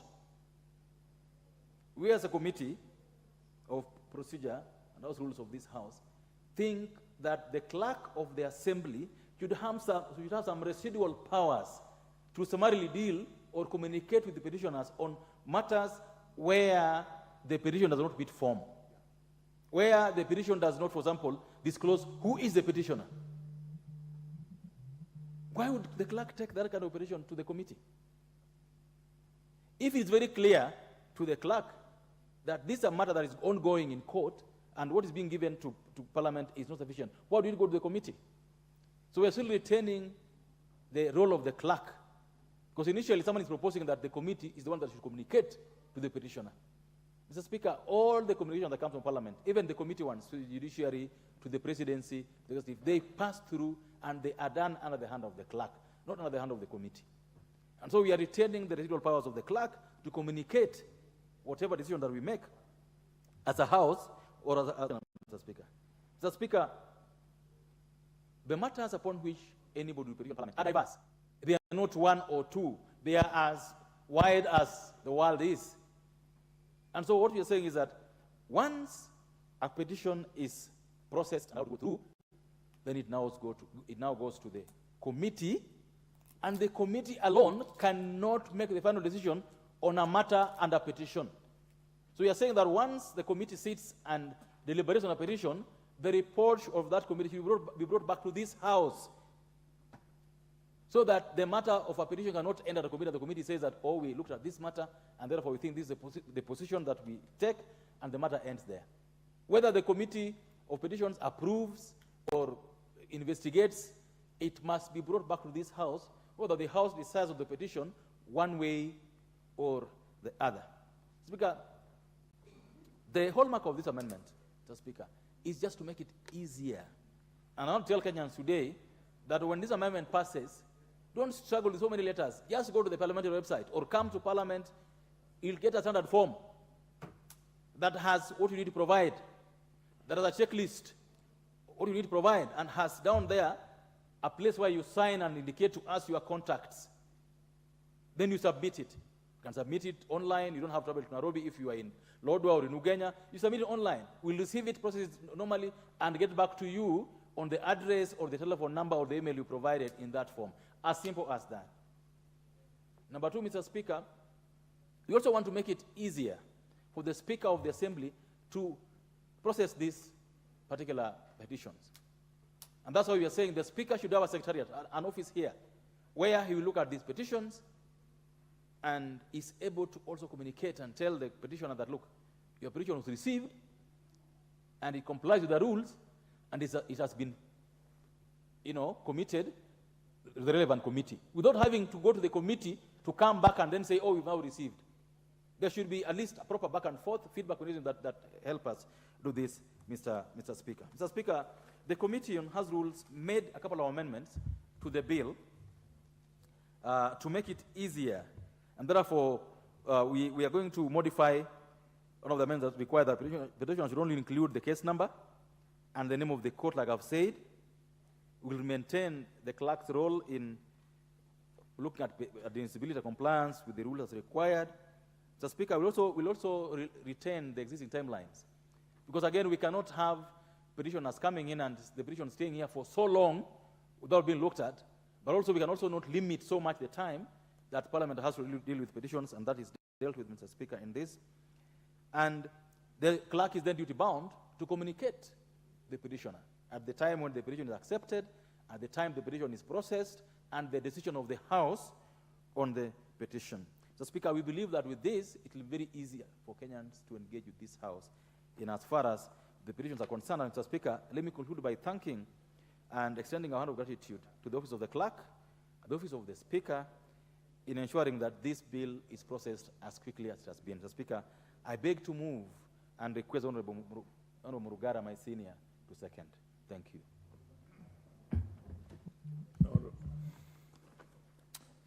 Thank you very much, Mr. Speaker. Mr. Speaker, I beg to second the second reading of the Petitions to Parliament Procedure Amendment Bill 2022, and I fully associate myself with the debate and expressions of the mover, the Honorable Ocheng, and rise to state that it's vitally important that we look at this act in view of the constant amendments we have made to our standing orders as regards public petitions. We now have a public petitions committee that deals with all petitions that come from the public, save for the designated ones, which have to go to the relevant technical committees of the House, which have to deal with those ones. It is also important to state the proposed amendments, beginning with the requirement that when you present a petition to Parliament, you have to provide the evidence. First, you have to provide your own names and addresses, contact numbers, physical, email, telephone. This is vitally important so that later you are contacted when it becomes necessary, either to appear before the committee or to receive the verdict of the committee.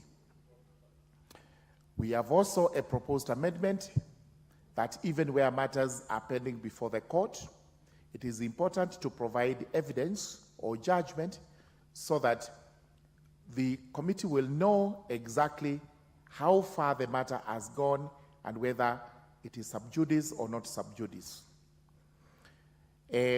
Proceedings before the court may be limited in that pleadings may service, but also a judgment or decree of the court may serve the purpose. We have the proposed amendment on the clerk of the relevant house conveying the petition to the committee to ascertain whether that petition meets the requirements. Extremely important in that instead of summarily dismissing the petition, where it has an out of merit, let the committee make that decision. Then we have also other provisions that are being introduced so that our petitions can actually move with the speed, and that when the public brings the petition here, the public will expect outcome as stated in the proposed amendment. We have a summary rejection of the petition by the committee where the petition has not met the requirements of the Constitution, or there is a pending case in court and therefore the petition is sub judice. If the petitioner fails to comply with the directions of the committee given under this act, again, that particular petition can actually be rejected. Where the petition meets the relevant requirements, then the committee will actually forward the petition to the clerk of the National Assembly, who will in turn transmit the petition to the speaker for tabling in the House. This is where the speaker comes over and reads the petition and then commits it to the relevant committee of the House. We have a new section 5 being introduced where every petition shall, upon tabling before the respective House of Parliament, stand referred to the relevant committee established for purpose of considering petitions in accordance with the standing orders of the House. What Parliament has in mind here is that National Assembly as a public petitions committee, and this is the committee being referred to here, with exceptions that there are some petitions which may be referred to other committees depending on their nature. Then finally, the committee will communicate its decision in writing to the petitioner. Again, very important, because the petitioner is out there awaiting outcome of the petition and needs to know through a written communication how this House has decided on that petition. Finally, may I state that public petitions are very important modes of citizens in the country bringing their issues to Parliament. While members of Parliament have avenues in including questions, motions, a request for statements, etc., and bills, plus whatever else I have not mentioned, members of the public can come to Parliament through public petitions. Therefore, it is important we as a House to streamline the procedure of bringing those petitions here, and also emphasize that petitions must be dealt with expeditiously so that citizens can get whatever it is they come here to get. There are many petitions that are pending. The last time we had the public petitions was swamped with public petitions which are undetermined. And this is why we are saying there needs to be an expeditious method of ensuring that that committee disposes those petitions. Mr. Speaker, with those remarks, I beg to second. Fair enough. Honorable members, I now propose the question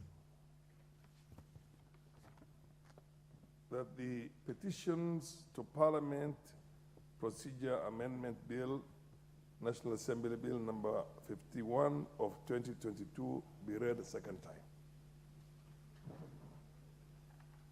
The Honorable Kihungi Peter. Okay, thank you, Mr. Speaker. I start to support the amendment by the committee. Mr. Speaker, there has been an outcry in Parliament, mostly from petitioners that has been lying at the Committee on Petition. And I think this is a wise way whereby the committee in charge can be able to assist the petition committee by managing the petitions which are coming, whether they meet the threshold. Mr. Speaker, by this, we will be able to keep the timeline because it is clearly put that the petition should be done, maybe the petitioner should be communicated within 15 days. I think, Mr. Speaker, if we don't have now another way of managing the public and seeing how maybe the petition, we can offload some of the works that are lying on the hearts of the petition committee, Mr. Speaker, we might find ourselves in areas whereby the general public might feel as if we are not able to deliver. Therefore, Mr. Speaker, on the issue whereby the committee can be able to look on whether the petition meets the threshold is extremely important, and also having a format that is easy and very defined for the petitioner to be able to put all the information that are needed and being able to communicate to the petitioner in time on changes that are required on the petition. Because some of the people who petition, sometimes they don't do their homework. They just want to bring a petition, maybe within one page. They have not put details. I think it's important that there is a wider distribution whereby the petition can be looked whether it meets the threshold. The petitioner is being communicated, and he's advised on what he should do. And if the petitioner fails maybe to work within a timeline, then that petitioner can be done away with.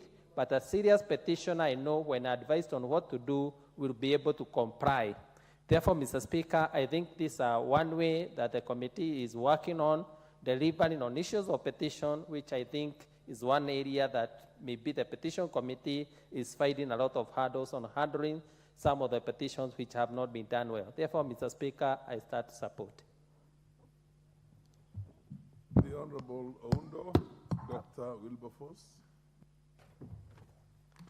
Thank you, Honorable Speaker, for this opportunity to also lend an award to the Petitions to Parliament Procedure Amendment Bill, National Assembly Bill number 51 of 2022.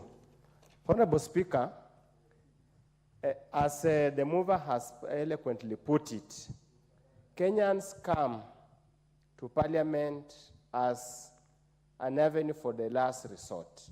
And the substantive speaker made the same sentiments yesterday. They want answers, they want solutions to their problems, they want intervention, they need help. So Parliament must make it as easier, as accommodative as it can be to allow a Kenyan or a group of Kenyans to petition Parliament, to listen to their problems, to listen to their cries, and to make sure their petition is processed to the logical end. Honorable Speaker, just looking at what is contained in this particular bill, not having read the committee report, we are a bit apprehensive, but I have been assured by my neighbor that they have attended to those issues that were raising issues in respect of this bill. Number one, Honorable Speaker, we are putting a requirement you must attach evidence of the efforts made to have the matter raised in raising the petition addressed by relevant body for purpose of subsection 1F. Honorable Speaker, I do not know the nature of the evidence, and I'm sure in the course of time, the relevant clerk of the two houses will develop the mode and the type of evidence that needs to be presented here. Honorable Speaker, I want to give a typical scenario. You can be denied access, for example, if there is an issue in any particular area, whoever is petitioned against can deny access so that you have no evidence at all that you ever submitted that petition. So, as is requirement of the Constitution, we shouldn't make it so onerous, so cumbersome and difficult to present a petition. On the demand that there must be evidence that have made attempts elsewhere, that needs to be looked at clearly to make it easier. Honorable Speaker, there is a requirement here that the clerk of the relevant house shall convey each petition to the relevant committee of the house responsible for ascertaining whether the petition meets the requirements of this act. I want to request the committee to delete that provision, because the committee, as much as might have a clerk, might not have the technical competence to determine the admissibility of a petition. This should be left in the hands of the clerk of the two houses, who can populate their office with technical staff to enable them assess the admissibility of the petition to this house. We must also guard, Honorable Speaker, where we're going to have a flood of petitions, that quite a number of them are frivolous and are just a terrible waste of public time and public resources. Honorable Speaker, members of public petition parliament,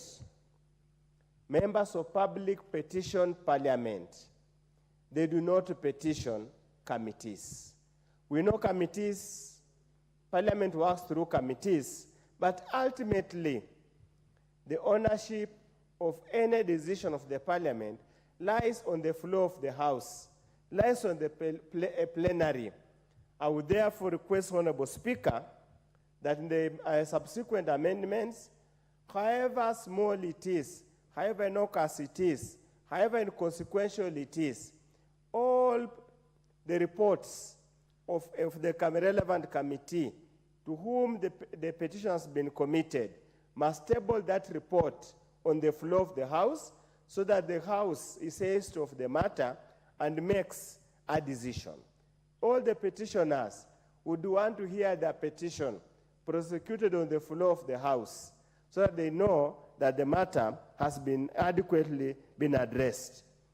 Finally, as I call to conclude, Honorable Speaker, this House, as per the Constitution and the Standing Order, communicates to members of the public through the clerk.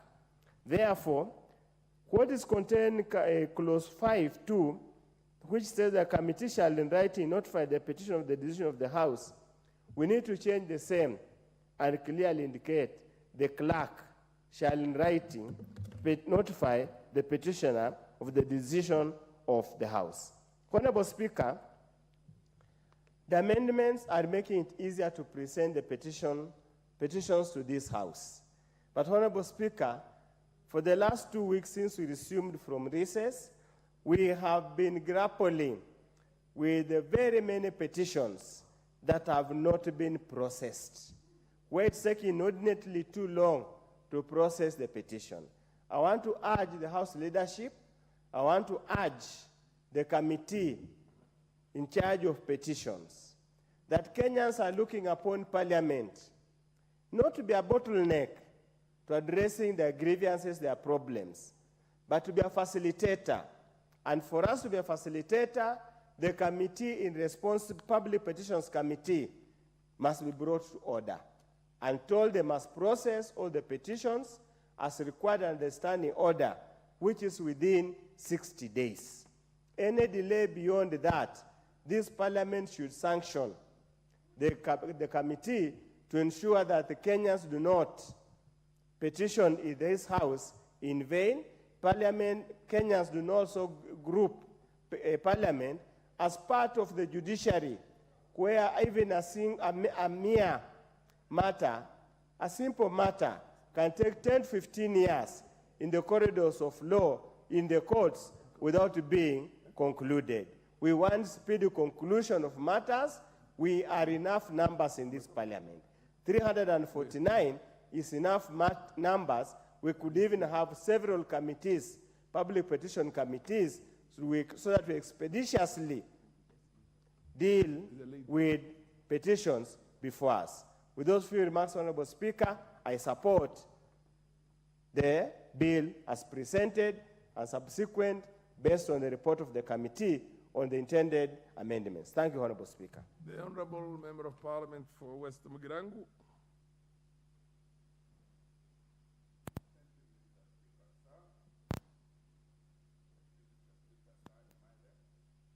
Yes, yes, everybody's hearing you. Proceed.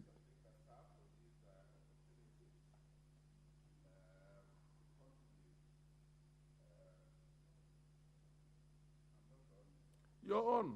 Proceed. We can hear you. You can hear me. But you can go to the next one if you have a problem with this one. Okay. Go ahead now there. Yes. Thank you. Yeah, that sounds like me. Thank you, Mr. Speaker, sir, for this opportunity to contribute to this very, very noble bill that is brought before this House. Mr. Speaker, I'm happy in the first instance as a practicing lawyer that we are trying to tidy up the procedures of members of the public approaching this House. Like courts of law, the Civil Procedure Act requires that before you approach any court, you must confirm that there is no pending matter relating to the same subject before any court of law.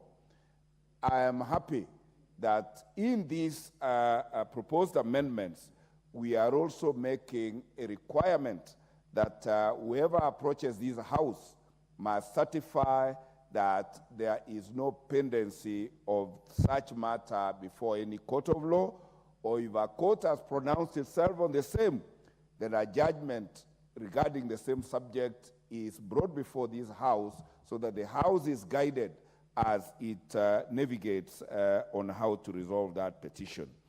I am also equally happy that now, by these amendments, anybody who brings a petition to this honorable House shall be required to append evidence so that every petition should be evidence-based.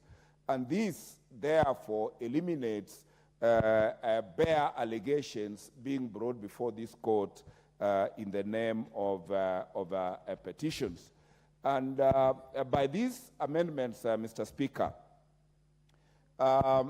these procedures are making it easy for so many petitioners, particularly losers of elections, who say they have very brilliant ideas and that by reason that they have not been elected to this House, they cannot prosecute their agenda. By these amendments, it is helping us now to give every member of the public access to Parliament, notwithstanding that they were not the ones who were declared winners in an election that brought their representative to this House. And Mr. Speaker, from the region where I come from, I find so many politicians prosecuting their grievances in funerals or in churches. With these amendments, Mr. Speaker, I will be moving in future to also propose legislation that since we have opened the floor of the House, I'm sure the county assemblies are going to also pick up the cue and also adopt these amendments when we bring them. It will therefore negate or obviate the need of people going to church functions, going to mosques, going to funerals, and prosecuting things which otherwise would be prosecuted in the various houses or chambers of elected members of parliament. And with these amendments, Mr. Speaker, this House will now not navigate into matters that are sub judice, because we will be fully informed once of any petition that this matter is either before a competent court of law tribunal, and we will therefore not run into the risk of sub judice.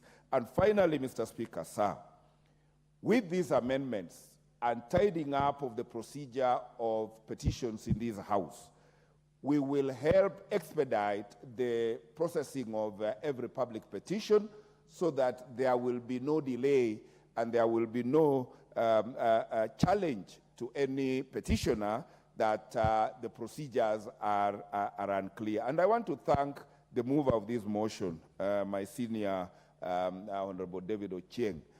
He has been very articulate. He has been spot on in making the points that deserve to be mentioned whenever a mover does. So I really support this and look forward to the day it is brought for voting. I thank you, Mr. Speaker. Honorable members, there being no more member of parliament or National Assembly here wishes to contribute on this, I think it's only fair we call the mover to reply. Call on the mover to reply. Honorable Ochieng David, proceed and reply. Thank you so much, Mr. Speaker. Mr. Speaker, I want to thank the members who have spoken on this, Mr. Speaker, and request this House to hasten the process of moving this bill to the next stage so that Kenyans are able to access, interact with Parliament and petition Parliament in a manner that makes it easier, not just for the petitioners, but also for us as Parliament to deal with their petitions, Mr. Speaker. I believe that these amendments are meant to make the work of Parliament easier and resolve Kenyans' issues in a timely manner, Mr. Speaker. I beg to reply. Fair enough. The chair directs that the question be put at a later date. Next order.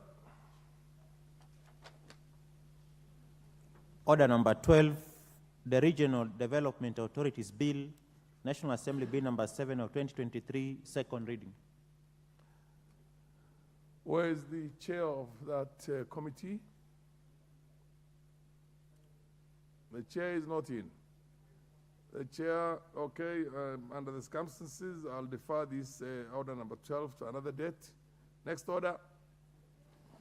Order number 13, motion, compliance to Article 54(2) of the Constitution regarding employment of persons with disabilities in public institutions. Where is the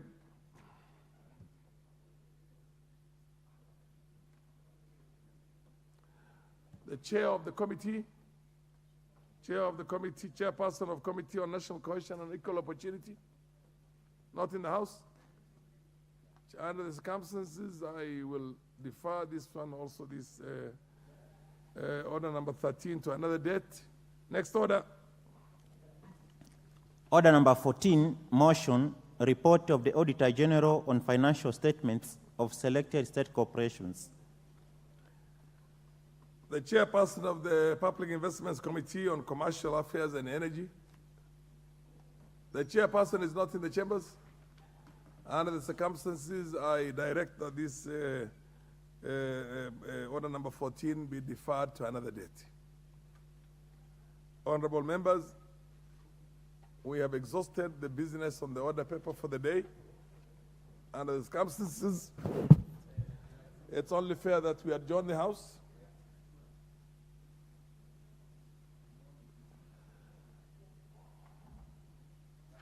Honorable members, the time is 5:57 p.m. This House stands adjourned until Tuesday, the 5th of March, 2024 at 2:30 p.m.